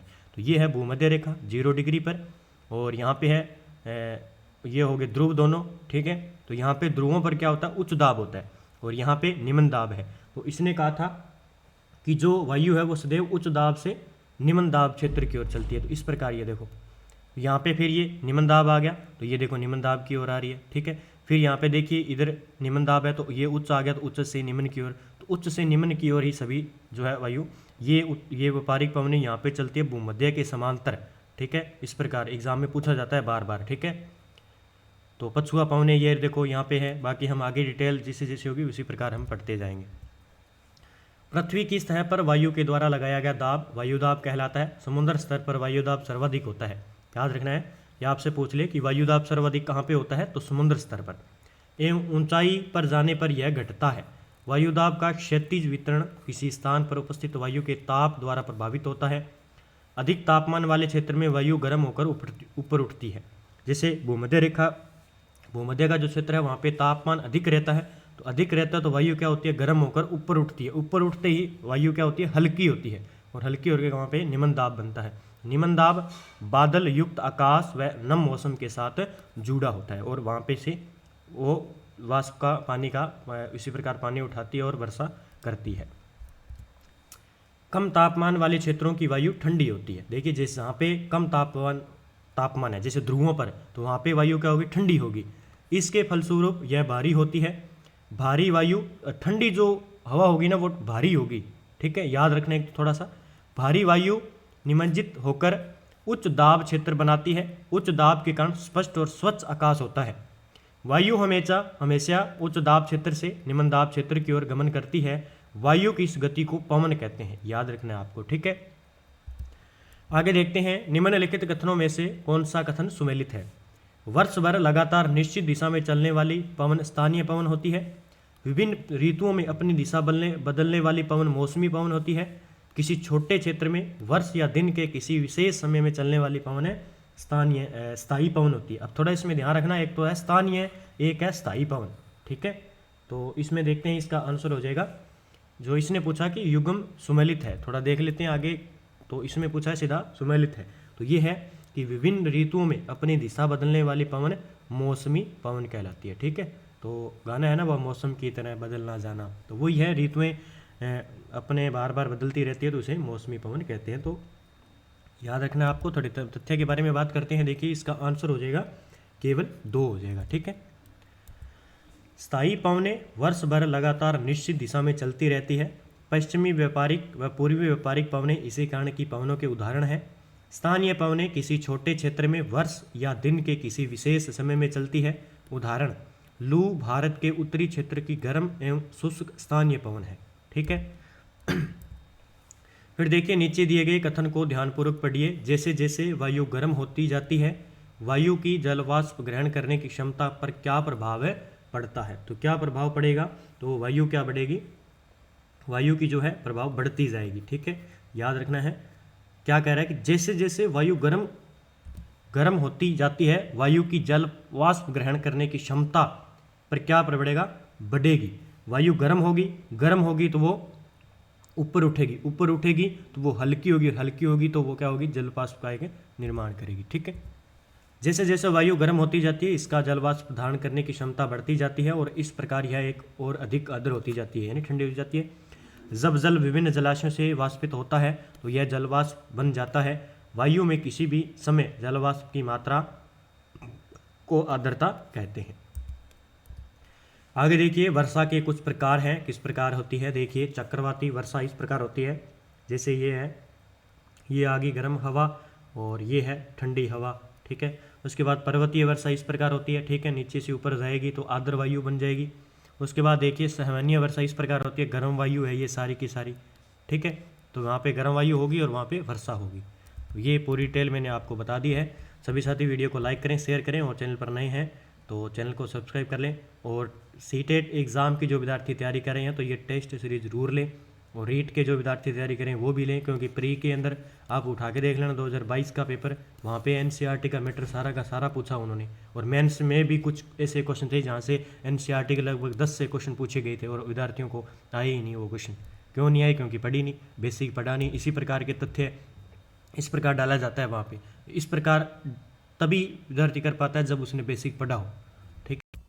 देखिए पहला प्रश्न है कि निम्नलिखित में से कौन कौन सी प्रक्रिया जल चक्र में सम्मिलित है, यानी जल चक्र का निर्माण कौन कौन सी प्रक्रिया करती है। वाष्पीकरण, संघनन और वर्षण। तो देखिए सूर्य के ताप के कारण जल क्या होता है? वाष्पित होता है, आपको पता है, वाष्पित होता है। और ठंडा होने पर जल वाष्प संघनित होकर किसका निर्माण करेगा? बादलों के रूप में निर्माण करेगा। किसके अंदर? बादलों के रूप में। और फिर ये क्या करेगा? वर्षा, हिम सहिम वृष्टि के रूप में धरती और समुद्र पर नीचे गिरता है वर्षण के। तो ये याद रखना है, जल चक्र की क्रिया वाष्पीकरण होती है, उसके बाद इकट्ठा होकर बादलों का निर्माण होता है और फिर वर्षण का निर्माण होता है। तो इसका आंसर हो जाएगा उपयुक्त सभी कथन बिल्कुल सही हो जाएंगे। बात करते हैं, देखिए सूर्य के ताप के कारण जल वाष्पित हो जाता है, ठंडा होने पर जल वाष्प संघनित होकर बादलों का रूप ले लेती है। यहाँ से यह वर्षा, हिम तथा सहिम वृष्टि के रूप में धरती या समुद्र पर नीचे गिरता है। दूसरे शब्दों में कहें तो जिस प्रक्रम में जल लगातार अपने स्वरूप को बदलता रहता है और महासागरों, वायुमंडल, धरती के बीच चक्कर लगाता रहता है, उसको क्या कहते हैं? जल चक्र कहते हैं, ठीक है। देखिए प्रताप क्लासेस पर आपको एनसीईआरटी बुक्स कक्षा 6 से 10 तक एसएसटी के ऑनलाइन टेस्ट सीरीज मात्र 100 रुपये में प्राप्त हो जाएगी। सभी साथी इस टेस्ट सीरीज को जरूर ज्वाइन करें। जो साथी सीटेट के एग्ज़ाम की तैयारी करें, रीट लेवल सेकंड आगामी एग्ज़ाम की तैयारी करें या ऑल कंपटीशन एग्ज़ाम की तैयारी करें तो आपके लिए महत्वपूर्ण है। फिर देखिए 2 नंबर प्रश्न, निम्नलिखित में से किसका सागरीय जल की लवणता में सर्वाधिक योगदान होता है? तो सोडियम क्लोराइड का होता है सबसे ज़्यादा। जो है लवणता की बात करें तो सोडियम क्लोराइड की मात्रा होती है। तो देखें महासागरों एवं समुद्रों का जल लवणीय होता है, इसमें अधिकांश सोडियम क्लोराइड खाने का नमक होता है। लवणता की बात करें तो 1000 ग्राम जल में मौजूद नमक की मात्रा होती है। महासागर की औसत लवणता 35 भाग प्रति 1000 ग्राम, ठीक है, 35 भाग प्रति 1000 ग्राम होती है महासागर की। इजराइल के एक मृत सागर में 45 भाग प्रति 1000 ग्राम लवणता, लगभग 340, ठीक है। फिर बात करते हैं, देखिए 3 नंबर प्रश्न की, महासागर में ज्वार भाटा की उत्पत्ति के प्रमुख कारण क्या है? महासागर में ज्वार भाटा की उत्पत्ति के प्रमुख कारण है सूर्य व चंद्रमा दोनों के गुरुत्वाकर्षण बल के कारण जो है महासागरों में ज्वार भाटे आते हैं। याद रखना, ये एग्जाम में प्रश्न पूछा जाता है हूबहू। सूर्य एवं चंद्रमा के शक्तिशाली गुरुत्वाकर्षण बल के कारण पृथ्वी की सतह पर ज्वार भाटे आते हैं, ठीक है। तो किसके कारण? सूर्य व चंद्रमा के शक्तिशाली गुरुत्वाकर्षण बल के कारण। जब महासागर का जल सर्वाधिक ऊंचाई तक उठकर तट के बड़े हिस्से को डुबो देता है तब उसे ज्वार कहते हैं। जब जल अपने निम्न स्तर तक आ जाता है एवं तट से पीछे चला जाता है तो उसे भाटा कहते हैं। याद रखना, दिन में 2 बार नियम से ज्वार भाटा आता है महासागरों में, ठीक है। फिर देखिए वृहद ज्वार आने की सही स्थिति क्या है? जब बड़े ज्वार भाटे आते हैं तो उसकी स्थिति क्या होगी? जब सूर्य, चंद्रमा व पृथ्वी तीनों एक सिद्ध में होंगे, ठीक है। जब सूर्य और चंद्रमा और पृथ्वी ये तीनों क्या होंगे? एक सिद्ध में होंगे, तब क्या होंगे? सबसे बड़े जो है वृहद ज्वार भाटे आएंगे। देखिए जब सूर्य, चंद्रमा और पृथ्वी तीनों एक ही सिद्ध में होते हैं उस समय सबसे ऊंचे ज्वार उठते हैं। इस ज्वार को वृहद ज्वार कहते हैं। वृहद ज्वार किन दिनों में आते हैं? वृहद जो ज्वार है, बड़े जो ज्वार है, वो किस दिनों में आते हैं? तो ये आते हैं पूर्णिमा को और अमावस के दिन आते हैं, दोनों के दिन, ठीक है, दोनों के दिनों में आते हैं। पूर्णिमा और अमावस्या के दिनों में सूर्य, चंद्रमा और पृथ्वी तीनों एक ही सिद्ध में होते हैं, तब उस समय वृहद ज्वार आते हैं। निम्नलिखित में कथनों को ध्यानपूर्वक पढ़िए। देखिए जब पृथ्वी का जल चंद्रमा के निकट होता है उस समय चंद्रमा के गुरुत्वाकर्षण बल के कारण उच्च ज्वार आते हैं। जब चंद्रमा व सूर्य पृथ्वी पर समकोण बनाते हैं तब निम्न ज्वार आते हैं। तो देखिए इसमें इसका आंसर हो जाएगा 1 व 2 दोनों बिल्कुल सही हो जाएंगे। ठीक है, तो 1 व 2 दोनों बिल्कुल सही हो जाएंगे।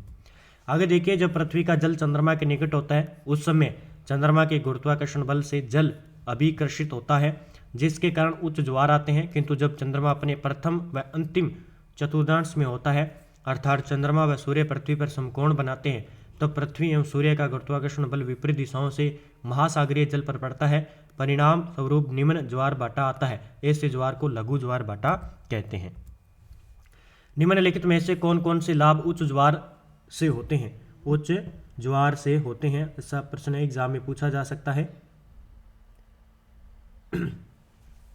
तो उच्च ज्वार नौ संचालन में सहायक होते हैं, बिल्कुल सही है। उच्च ज्वार मछली पकड़ने में मदद होते हैं, बिल्कुल सही है। इनके उपयोग से विद्युत उत्पन्न की जा सकती है। तो ये तीनों कथन बिल्कुल सही है, उपयुक्त सभी हो जाएंगे। ठीक है, उच्च ज्वार नौ संचालन में सहायक होते हैं, एक तो याद रखना है। ये जल स्तर को तट की ऊंचाई तक पहुंचाते हैं। ये जहाज को बंदरगाह तक पहुंचाने में सहायक होते हैं। उच्च ज्वार मछली पकड़ने में भी मदद करते हैं। उच्च ज्वार के दौरान अनेक मछलियां तट के निकट आ जाती है। इसके फलस्वरूप मछुआरे बिना कठिनाई के मछलियों को पकड़ जा पाते हैं। कुछ स्थानों पर ज्वार भाटा होने से होने वाले जल के उतार चढ़ाव का उपयोग विद्युत उत्पन्न करने के लिए भी किया जाता है। महासागरीय धाराओं के संदर्भ में निम्नलिखित कथनों में से कौन सा कथन असत्य बताना है? कौन सा असत्य कथन हमें बताना है? तो देखिए, गर्म महासागरीय धाराएं भूमध्य रेखा के निकट उत्पन्न होती है एवं ध्रुवों की ओर प्रभावित होती है। तो बिल्कुल सही है ये कथन। इस प्रकार आपने देखा होगा, तो यहाँ पे है 0 डिग्री भूमध्य रेखा, और भूमध्य रेखा के साथ साथ में क्या होता है? गर्म तापमान होता है। ठीक है, गर्मी होती है यहाँ पे। तो यहाँ से जो है पवन किस तरफ चलेगी? ध्रुवों की ओर चलेगी। ठीक है, याद रखें, यानी उच्च दाब से निम्न दाब की ओर चलती है। ठीक है, उच्च दाब कहाँ पे होगा? वायु कैसे चलती है? उच्च दाब से निम्न दाब। जैसे ध्रुवों पर क्या उच्च दाब है, तो उच्च दाब से, जैसे यहाँ पे निम्न दाब है तो इस प्रकार चलेगी। ठीक है, तो ठंडी धाराएं ध्रुवों या उच्च अक्षांशों से उष्णकटिबंधीय निम्न अक्षांशों की ओर प्रभावित होती है, सही है। ये देखें तो ये सही है। लेब्राडोर महासागरीय जलधारा उष्ण जलधारा होती है, क्या ये सही है? तो ये क्या होती है? शीत जलधारा होती है। लेब्राडोर की क्या होती है? शीत जलधारा, यानी ठंडी जलधारा है लेब्राडोर की, क्योंकि ये ध्रुवों से आती है। महासागरीय धाराएं आसपास के क्षेत्र के तापमान को भी प्रभावित करती है, ये बिल्कुल कथन सही है। तो 3 नंबर कथन बिल्कुल गलत हो जाएगा। लेब्राडोर महासागरीय धाराएं शीत जलधाराएं होती है, जबकि गल्फ स्ट्रीम जो है गर्म जलधारा होती है।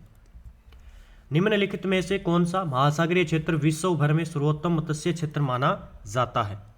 वह क्षेत्र जहां शीत जलधाराएं बहती है, वह क्षेत्र जहां गर्म जलधाराएं बहती है, वह क्षेत्र जहां गर्म व शीत जलधाराएं मिलती है, समुद्र का वह क्षेत्र जो विषुवत रेखा के आसपास है। तो ये गर्म व शीत जलधाराएं जहां पे इकट्ठी होगी वहां पे क्या बनेगा? ये मत्स्य क्षेत्र बनेगा, याद रखना आपको। ठीक है, आगे देखिए, सागर या महासागर के जिस स्थान पर गर्म एवं शीत जलधाराएं मिलती हैं वह स्थान विश्व भर में सर्वोत्तम मत्स्य क्षेत्र माना जाता है। जापान के आसपास एवं उत्तर अमेरिका के पूर्वी तट इसके कुछ उदाहरण हैं। जहां गर्म व ठंडी जलधाराएं मिलती है वहां कुहरे वाला मौसम बनता है। इसके फलस्वरूप नौ संचालन में बाधा उत्पन्न होती है। तो ये जो मत्स्य क्षेत्र बनता है वो जापान के आसपास का क्षेत्र और उत्तर अमेरिका पूर्वी तट पर। ठीक है, फिर देखिए, सुनामी शब्द की उत्पत्ति किस भाषा से हुई है? सुनामी शब्द की उत्पत्ति बहुत ही अच्छा प्रश्न है, जापानी भाषा से हुई है। किससे है? जापानी भाषा से। ठीक है, देखते हैं, सुनामी जापानी भाषा का एक शब्द है जिसका अर्थ है पोताश्रय। क्या होता है? पोताश्रय, तिरंगे। क्योंकि सुनामी आने पर पोताश्रय नष्ट हो जाते हैं। 26 दिसंबर 2004 को हिंद महासागर में सुनामी के कारण अत्यधिक विनाश हुआ, जिसके परिणाम स्वरूप हिंद महासागर के कुछ द्वीप पूर्णतः डूब गए। भारतीय सीमा का सबसे दक्षिणी बिंदु इंदिरा पॉइंट जो अंडमान निकोबार द्वीप समूह में स्थित है वह पूरी तरह से डूब गया, क्योंकि वो हिंद महासागर में। यद्यपि पहले से भूकंप का अनुमान लगाना संभव नहीं है, फिर भी बड़ी सुनामी के संकेत 3 घंटे पहले मिल सकते हैं। प्रशांत महासागर में प्राथमिक चेतावनी की ऐसी प्रणालियां क्रियाशील है, लेकिन हिंद महासागर में ये सुविधाएं नहीं है। ठीक है, वह प्रक्रम जिसमें जल लगातार अपने स्वरूप को बदलता रहता है और महासागर वायुमंडल और स्थल के बीच चक्कर लगाता रहता है, वह स्थल कौन सा है? तो वह स्थल होता है जल चक्कर, उसे कहते हैं। ठीक है, वह प्रक्रम जो जल में लगातार अपने स्वरूप को बदलता रहता है, महासागर वायुमंडल और स्थल के बीच चक्कर लगाता रहता है। सामान्यतः गर्म महासागरीय धाराएं उत्पन्न होती हैं, कहाँ पे होती है? गर्म की बात करेंगे तो भूमध्य रेखा के निकट आसपास का क्षेत्र, जिस प्रकार ये भूमध्य रेखा है तो जो आसपास का क्षेत्र है ये सारा क्या होगा? गर्म होगा, और ध्रुवों पर क्या होगी? यहाँ पे ठंड होगी। ठीक है, आगे देखते हैं। आमतौर पर गर्म महासागरीय धाराएं भूमध्य रेखा के आसपास उत्पन्न होती है क्योंकि उच्च अक्षांश की तुलना में भूमध्य रेखा पर उच्च सूर्य ताप प्राप्त होता है। दिन में 2 बार नियम से महासागरीय जल का उठना व गिरना क्या कहलाता है? पहले भी हमने चर्चा कर ली है, तो क्या कहलाता है? उसे कहते हैं ज्वार भाटा। इनका नियम है कि दिन में 2 बार आते हैं। क्षेत्रफल की दृष्टि से कौन सी झील विश्व की सबसे बड़ी झील है? तो विश्व की झील सबसे बड़ी क्षेत्रफल में बात करें तो कौन सी हो जाएगी? कैस्पियन सागर। कौन सी? कैस्पियन सागर झील हो जाएगी। मृत या डेड सागर निम्नलिखित में से किस देश में स्थित है? मृत सागर की बात करेंगे जिसकी लवणता सबसे ज्यादा है तो वो हो जाएगी इजराइल के अंदर है। देखते हैं, इजराइल के मृत सागर में 340 ग्राम प्रति लीटर लवणता होती है।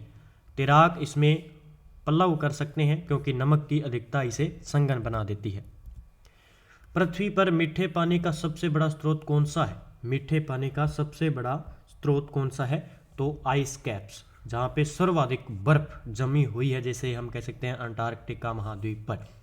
तो पृथ्वी पर सबसे मीठे पानी का बड़ा स्रोत वो है आइस कैप्स।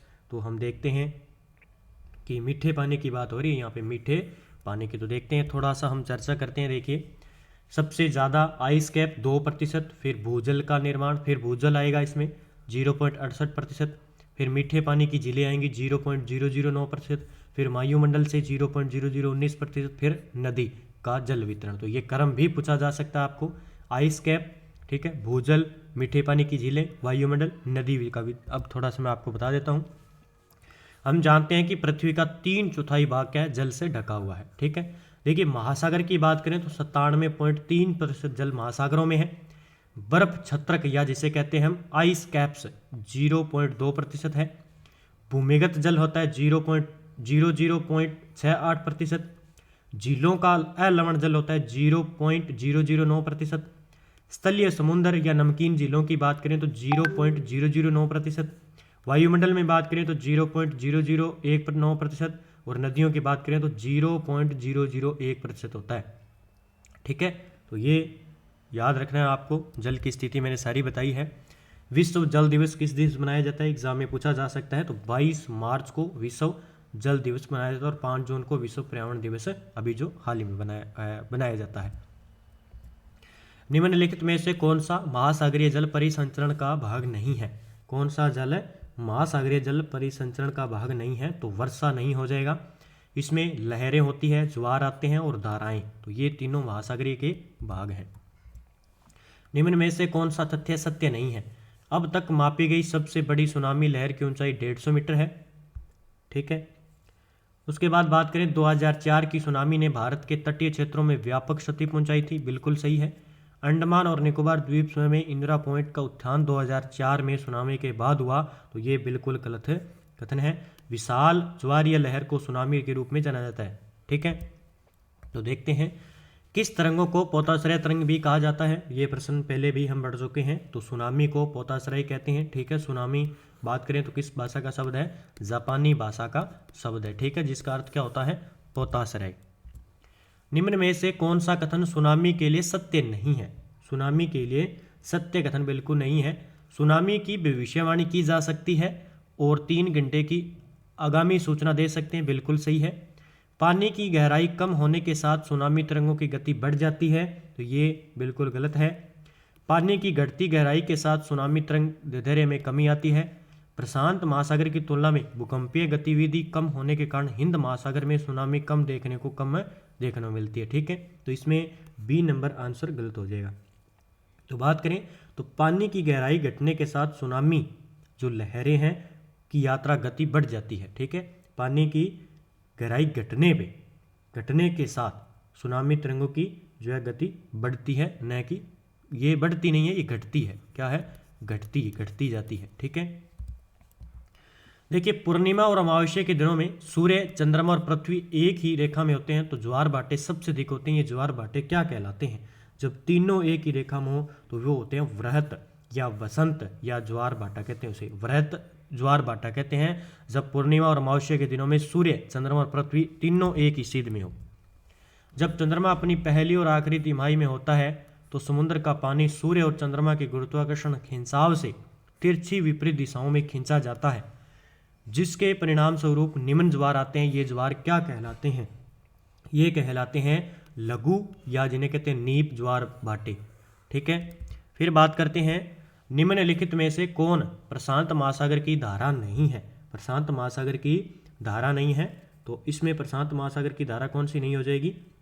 लेब्राडोर का करंट, या जिसे कहते हैं धारा। लेब्राडोर की धारा ये है, किसकी है? अटलांटिक महासागर में। किसमें है? अटलांटिक महासागर में, ऊपर से आती है, आपको पता है। और अलास्का की जो धारा है वो गर्म धारा है। ठीक है, और अलास्का की धारा है वो प्रशांत महासागर की है। कैलिफोर्निया की धारा प्रशांत महासागर की है। हम्बोल्ट की धारा प्रशांत महासागर की है। ठीक है, आगे देखिए, निम्नलिखित में से कौन प्रशांत महासागर की फिर धारा इसमें नहीं है? तो इसमें कौन सी हो जाएगी? अगुलहास धारा। ये कहाँ पे है? हिंद महासागर में है। हिंद महासागर की ये धारा है। ठीक है, निम्नलिखित में से कौन अटलांटिक महासागर की धारा नहीं है? अटलांटिक महासागर की धारा नहीं है, तो इसमें लेब्राडोर की है, गल्फ स्ट्रीम की है, और इसमें फोकलैंड की है। अलास्का की धारा जो है यहाँ पे नहीं है। निम्न में से कौन अटलांटिक महासागर की धारा नहीं है? फिर वापस क्वेश्चन बन गया। तो देखिए, इसमें लेब्राडोर की है, कैनरी की है, और ये अपने बात करें तो बेंगुएला की धारा है। तो हम्बोल्ट की धारा कहाँ पे है? प्रशांत महासागर में, हम पहले पढ़ चुके हैं। इसने पूछा है अटलांटिक महासागर की। निम्न में से कौन सी गर्म महासागरीय धारा? इनमें से गर्म कौन कौन सी है? देखिए, इसमें गर्म हो जाएगी अलास्का की जो धारा है वो गर्म है, लेब्राडोर की ठंडी है, हम्बोल्ट की ठंडी है, पेरू की धारा ठंडी है। निम्न में से कौन सी ठंडी महासागर धारा है? इनमें से ठंडी महासागरीय धाराएं हैं, तो कैलिफोर्निया की धारा ठंडी जल धारा है। ठीक है, फिर बात करते हैं निम्न में से कौन सी गर्म महासागर धारा है? कौन सी गर्म महासागरीय धाराएं हैं? तो कुरुसियो की धारा क्या है? गर्म जल धारा है। याद रखना आपको, पश्चिमी ऑस्ट्रेलिया की धारा ठंडी है, फोकलैंड की ठंडी है, ओयासियो की धारा भी ठंडी है। कौन सी झील दुनिया की सबसे बड़ी झील है? दोबारा प्रश्न आ गया, ये कैस्पियन सागर हो जाएगी। निम्नलिखित में से कौन सी सतह क्षेत्रफल की दृष्टि से विश्व की सबसे बड़ी मीठे पानी की झील है? तो सुपीरियल झील है, विश्व की सबसे बड़ी मीठे पानी की झील है। पानी के आयतन की दृष्टि से निम्नलिखित में से कौन सी दुनिया की सबसे बड़ी ताजे पानी की झील है? सबसे बड़ी ताजे पानी की झील कौन सी हो जाएगी? बहुत ही अच्छा प्रश्न है ये।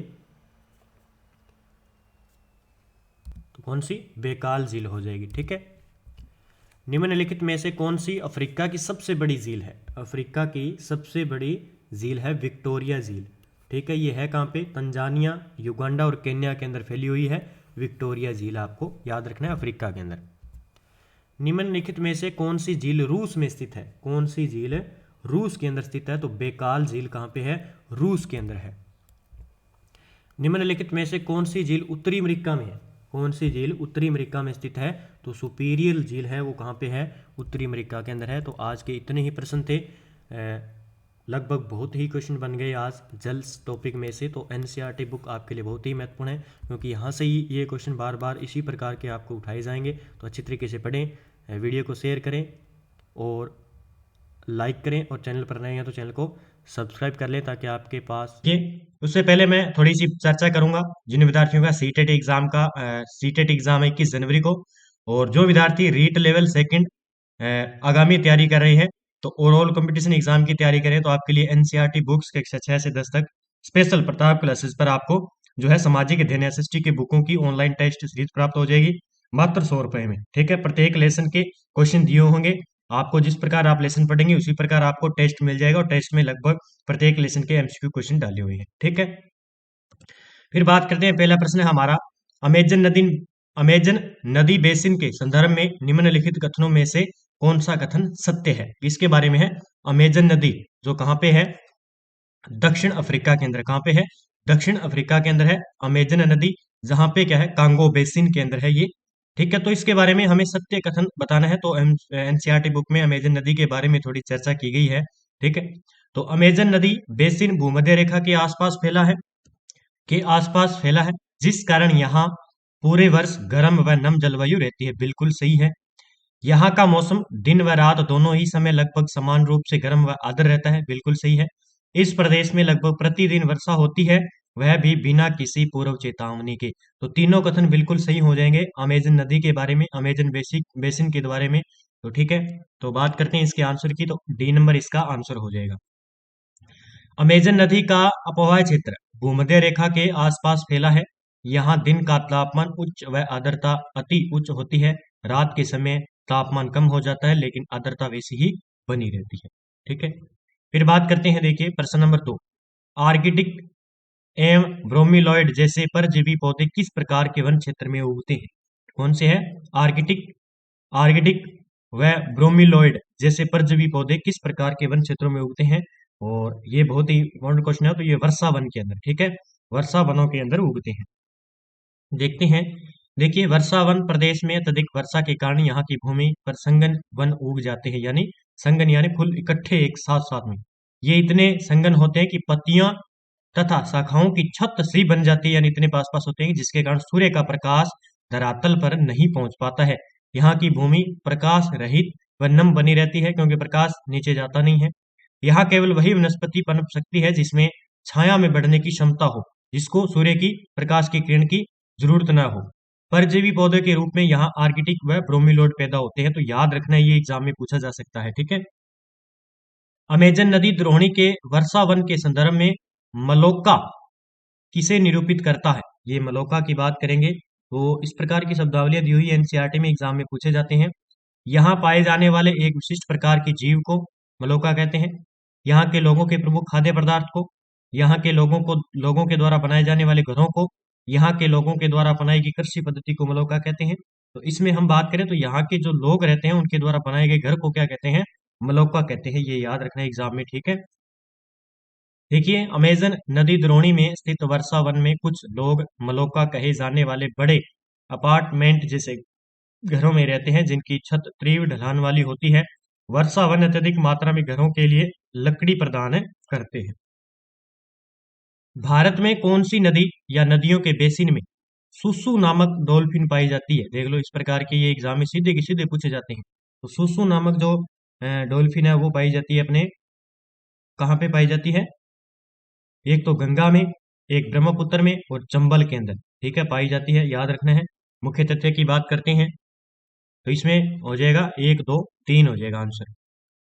गंगा एवं ब्रह्मपुत्र नदी के अलवण जल में एक प्रकार की डॉल्फिन पाई जाती है, जिसे स्थानीय भाषा में सुसु अथवा अंधी डॉल्फिन कहा जाता है। सुसु की उपस्थिति से जल की शुद्धता का पता चलता है। रसायन की अत्यधिक मात्रा वाले गैर उपचारित औद्योगिक व शहरी गंदगी इन प्रजातियों को नष्ट कर देती है। स्थानीय भाषा में सुसु के नाम से प्रसिद्ध गंगा डॉल्फिन गंगा, ब्रह्मपुत्र, सिंधु, मेघना नदी उपवा तंत्र, जिसमें भारत, नेपाल और बांग्लादेश शामिल है, में पाई जाती है। भारत में ये असम, उत्तर प्रदेश, बिहार, मध्य प्रदेश, राजस्थान, झारखंड, पश्चिम बंगाल राज्यों में पाई जाती है। गंगा, चंबल, घाघरा, गंडक, सोन, कोसी, ब्रह्मपुत्र इसकी पसंदीदा अधिवास जो है नदियां हैं, ठीक है, इस सुसु डॉल्फिन की। कोलकाता किस नदी के तट पर अवस्थित है? बहुत ही अच्छा प्रश्न है। तो कोलकाता है हुगली नदी के ऊपर। कोलकाता किस नदी पर है? हुगली नदी के ऊपर स्थित है, ठीक है। स्वच्छ भारत मिशन किस तारीख को शुरू किया गया था? ये एनसीईआरटी बुक में आपको एक बॉक्स में मिलेगा, क्या आप जानते हैं? तो स्वच्छ भारत मिशन की बात करेंगे, ये किया गया था अपने 2 अक्टूबर 2014 को। 2 अक्टूबर 2014 को जो है स्वच्छ भारत मिशन चलाया गया था। टुकेन क्या है? टुकेन क्या है? पीटेट का जो एग्जाम होता है उसमें इस प्रकार के पक्षियों के बारे में पूछा जाता है बार बार, जो जीके के प्रश्न होते हैं। तो ये टुकेन क्या है? टुकेन एक पक्षी है। क्या है? टुकेन एक पक्षी है, ठीक है। मेनियोक कहाँ का प्रमुख भोजन है? मेनियोक कहाँ का प्रमुख भोजन है? ये जो अमेजन के बेसिन है वहां के लोगों का प्रमुख भोजन है ये मेनियोक, ठीक है। कोलकाता किस नदी के तट पर स्थित है? तो ये वापिस आ गया, तो हुगली नदी हो जाएगा। उसके बाद हम बात करें देवदार व फर किसके प्रकार हैं? किस प्रकार के पेड़ हैं देवदार और फर? ये है शंकुधारी पेड़ है एक प्रकार के। किस प्रकार के? शंकुधारी पेड़ है, एग्जाम में पूछा जाता है। बंगाल टाइगर कहाँ मिलते हैं? बंगाल टाइगर कहाँ मिलते हैं? तो ये डेल्टा क्षेत्रों में बंगाल टाइगर मिलते हैं। फिर देखिए पिरान्हा जो अमेजन बेसिन में पाया जाता है क्या है, पिरान्हा। पिरान्हा की बात करेंगे तो ये एक मछली है, क्या है, मछली है, ठीक है, याद रखना ये एक मछली है। भूमध्य प्रदेश किस अक्षांशीय मान के बीच स्थित है, भूमध्य रेखीय, ये है अपने 10 डिग्री उत्तर से 10 डिग्री दक्षिणी, ठीक है, 10 डिग्री उत्तर से 10 डिग्री जो हो जाएगा दक्षिण के बीच में है ये, ठीक है, का क्षेत्र जो होता है भूमध्य प्रदेश का होता है। निम्नलिखित में से कौन सा देश अमेजन बेसिन प्रणाली का हिस्सा है, कौन सा देश, तो ये हो जाएगा बोलीविया, ठीक है, ये दक्षिण जो अमेरिका है उसका देश है बोलीविया, याद रखना है आपको। और देखिए विश्व का सबसे बड़ा नदी बेसिन कौन सा है, विश्व का सबसे बड़ा नदी बेसिन हो जाएगा अमेजन नदी बेसिन, कौन सा, अमेजन नदी बेसिन हो जाएगा, ठीक है। फिर देखिए निम्नलिखित में से कौन सा देश दक्षिण अमेरिका में स्थल सीमा यानी लैंडलॉक से घिरा है देश है, वो हो जाएगा कौन सा, बोलीविया, ठीक है, बोलीविया। और एक देश और है पेराग्वे, कौन सा है, पेराग्वे, ये दोनों देश क्या है, लैंडलॉक है, क्या है, लैंडलॉक देश है, ठीक है, याद रखना है आपको, यानी स्थल सीमा से घिरी हुई, स्थल सीमा से, यानी बोलीविया है और पेराग्वे है। फिर देखिए जो ये अमेजन बेसिन है, ये अमेजन लगभग ये ब्राजील बहुत बड़ा देश है, लगभग ब्राजील में ये बहती है, यहाँ से आती है, इस प्रकार पूरी फैली हुई है दक्षिण अमेरिका में, इस प्रकार आपने देखा होगा दक्षिण अमेरिका है, ठीक है। फिर देखिए निम्नलिखित में से कौन सा देश दक्षिण अमेरिका में एक स्थलीय सीमा से घिरा लैंडलॉक देश है, तो ये वापिस आ गया दोबारा। आगे बात करते हैं निम्नलिखित में से कौन सा देश दक्षिण अमेरिका में एक स्थलीय सीमा से घिरा है, ठीक है, ये फिर वापिस आ गया क्वेश्चन, ठीक है। तो इसमें पैराग्वे हो जाएगा, पहले मैंने बताया था, और पहले वाले में बोलीविया था, ठीक है। उसके बाद में हम बात करेंगे अगले प्रश्न की। भूमध्य रेखा यानी विषुवतीय वृत्त निम्नलिखित में से किस दक्षिण अमेरिकी देश से होकर नहीं गुजरता है, याद रखना है, किस से नहीं गुजरता है, वेनेजुएला से नहीं गुजरता है। तो वेनेजुएला आपको पता है कहाँ पे, उत्तरी अमेरिका में है।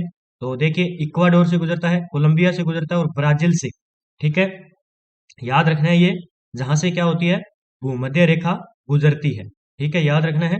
लगभग 13 देशों से जो है भूमध्य रेखा गुजरती है, पूरे विश्व की हम बात करें तो 13 देशों से जो है भूमध्य रेखा गुजरती है, और 3 महाद्वीपों से गुजरती है, और 3 जलप्रपात जो 3 महासागरों से हो जाएगा, ठीक है, ये याद रखना है। और हम बात करें दक्षिण अमेरिका के अंदर तो इक्वाडोर से, कोलंबिया से और ब्राजील से जो है 0 डिग्री यानी भूमध्य रेखा या जिसे कहते हैं विषुवतीय रेखा गुजरती है। मकर रेखा निम्नलिखित में से किस दक्षिण अमेरिका देश से नहीं गुजरती है, दक्षिण अमेरिका देश की बात करें तो America, Chile, Bolivia, Paraguay, Brazil, बहुत ही अच्छे प्रश्न है ये। तो ये बोलीविया से नहीं गुजरती है, क्योंकि आपने देखा होगा दक्षिण अमेरिका इस प्रकार है, तो ये मकर रेखा यहाँ से गुजरती है, और ये भूमध्य रेखा यहाँ से लगभग जाती है, यहाँ पे ये पूरा का पूरा क्षेत्र ब्राजील का आ गया, इसकी साथ में देखिए यहाँ पे ये अर्जेंटीना आ गया, और यहाँ पे ये इक्वाडोर, ये बोलीविया, इस प्रकार के नाम में भी यह देश है, ठीक है। तो इसने कहा कि मकर रेखा, तो ये बोलीविया से ऊपर रह गया, बोलीविया तो यहाँ से नहीं गुजरेगा। चिली देश जस्ट यहाँ पे है, चिली देश पेराग्वे और ब्राजील से गुजरता है, क्योंकि ब्राजील बहुत दूर तक फैला हुआ है, पूरा बड़ा सबसे बड़ा देश इसमें ब्राजील ही है, ठीक है।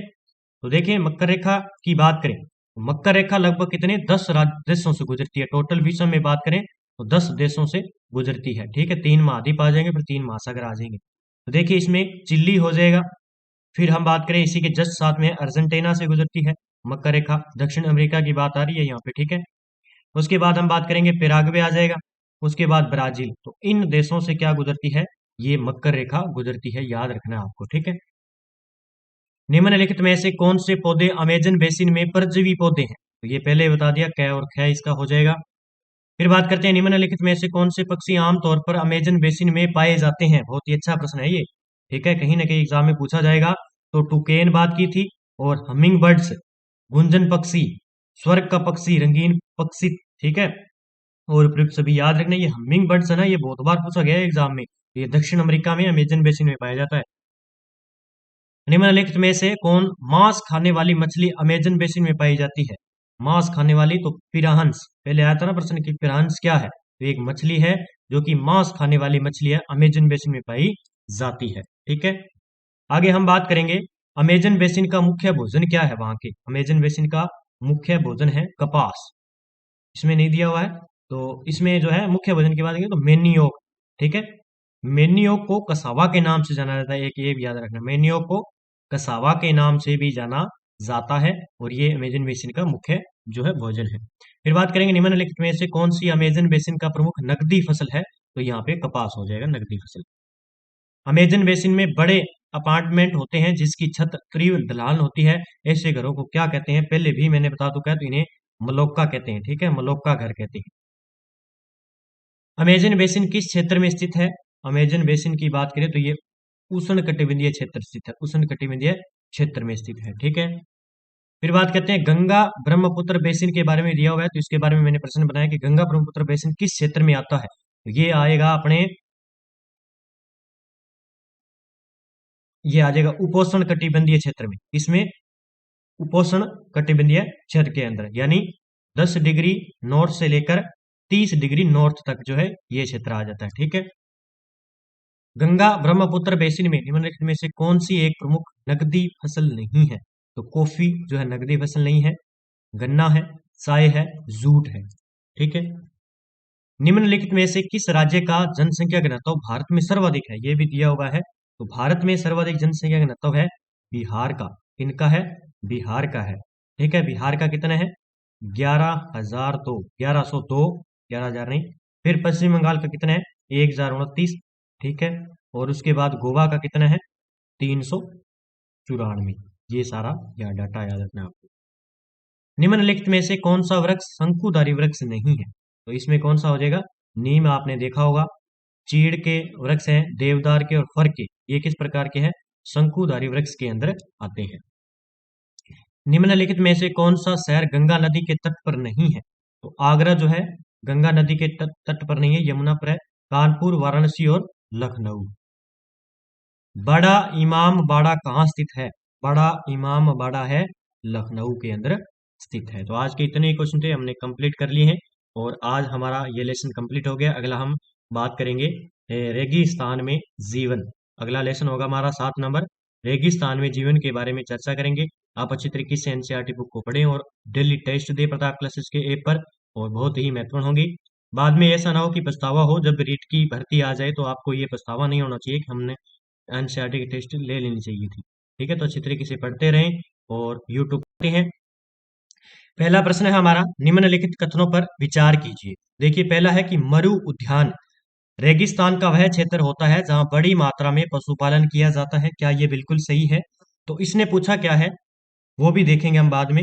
तो सही रूप से परिभाषित करता है। ठीक है, रेगिस्तान के वे क्षेत्र जहां जल सतह पर आ जाता है, रेगिस्तान के वे क्षेत्र जहां जल सतह पर आ जाता है वहां मरु उद्यान बनते हैं और ये क्षेत्र उपजाऊ होते हैं। तो रेगिस्तान के आसपास का वह उपजाऊ क्षेत्र जो रेगिस्तान के फैलाव की चपेट में आ जाता है, ऐसे क्षेत्रों को मरु उद्यान कहते हैं। रेगिस्तान का वह क्षेत्र जहां बजरी के मैदान व नंगन चट्टानी सतह वाले उत्थित पठार पाए जाते हैं, इनको मरु उद्यान कहते हैं। तो मरु उद्यान किन्हें कहते हैं? ये हो जाएगा 3 नंबर। ठीक है, तो रेगिस्तान के आसपास का वह उपजाऊ क्षेत्र जो रेगिस्तान के फैलाव की चपेट में आ जाते हैं, तो वो क्या कहलाते हैं? मरु उद्यान क्षेत्र कहलाते हैं। तो इसका आंसर हो जाएगा केवल जो है 2 हो जाएगा, केवल 2 हो जाएगा। देखिए इसमें ये 2 नंबर हो जाएगा। ठीक है, पीछे वाला देखते हैं। रेगिस्तान के वे क्षेत्र जहां जल सतह पर आ जाता है वहां मरु उद्यान बनते हैं तथा ये क्षेत्र उपजाऊ होते हैं, यानी 2 नंबर इसका आंसर होगा। ठीक है, तो केवल 2। आगे बात करते हैं। देखिए, जब रेगिस्तान की रेत को पवन उड़ा ले जाती है और वहां गर्त बन जाती है, जहां गर्त में भूमिगत जल सतह पर आ जाता है वहां मरुउद्यान बनते हैं। ये क्षेत्र उपजाऊ होते हैं, लोग इनके आसपास निवास करते हैं, वह खजूर के पेड़ व अन्य फसलें उगाते हैं। फिर सीटेट एग्जाम और रीट लेवल सेकंड आगामी एग्जाम के लिए एनसीईआरटी बुक्स कक्षा 6 से 10 तक सामाजिक अध्ययन की आपको online test series Pratap class उपलब्ध हो जाएगी। मात्र 100 रुपए में आप ले सकते हैं। जम्मू एवं कश्मीर के पूर्व में स्थित लद्दाख के संदर्भ में सही कथन को कौन सा हो जाएगा? ठीक है, तो सही कथन इसमें हो जाएगा कि लद्दाख के पूर्व में काराकोरम पर्वत श्रेणियां हैं व पश्चिम में जास्कर, लद्दाख के उत्तर में नागा पर्वत है व दक्षिण में पीर पंजाल पर्वत श्रेणियां हैं। लद्दाख के उत्तर में नागा पर्वत है व दक्षिण में काराकोरम पर्वत श्रेणियां हैं। लद्दाख के उत्तर में काराकोरम पर्वत श्रेणियां व दक्षिण में जास्कर पर्वत श्रेणियां हैं। तो इसमें सही आंसर जो हो जाएगा वो 4 नंबर हो जाएगा, क्योंकि लद्दाख के उत्तर में तो है काराकोरम श्रेणी और दक्षिण में है जास्कर पर्वत। ठीक है, देखते हैं मुख्य तथ्य में। जम्मू एवं कश्मीर के पूर्व में वृहत हिमालय में स्थित लद्दाख एक ठंडा रेगिस्तान है। इसके उत्तर में काराकोरम पर्वत है और दक्षिण में जास्कर पर्वत स्थित है। निम्नलिखित में से कौन सी नदियां लद्दाख क्षेत्र से होकर बहती है? तो कौन सी हो जाएगी इसमें? इसमें एक तो सिंधु बहती है और एक सयोक नदी, ये दोनों नदी बहती है। 1 और 4 इसका आंसर हो जाएगा। देखते हैं मुख्य तथ्य की बात करते हैं। लद्दाख से होकर कई नदियां बहती है, जिनमें सिंधु तथा सयोक प्रमुख नदियां हैं। सयोक सिंधु नदी की एक महत्वपूर्ण सहायक नदी है। ये नदियां गहरी घाटियों एवं महाखंड यानी गार्ज का निर्माण करती है।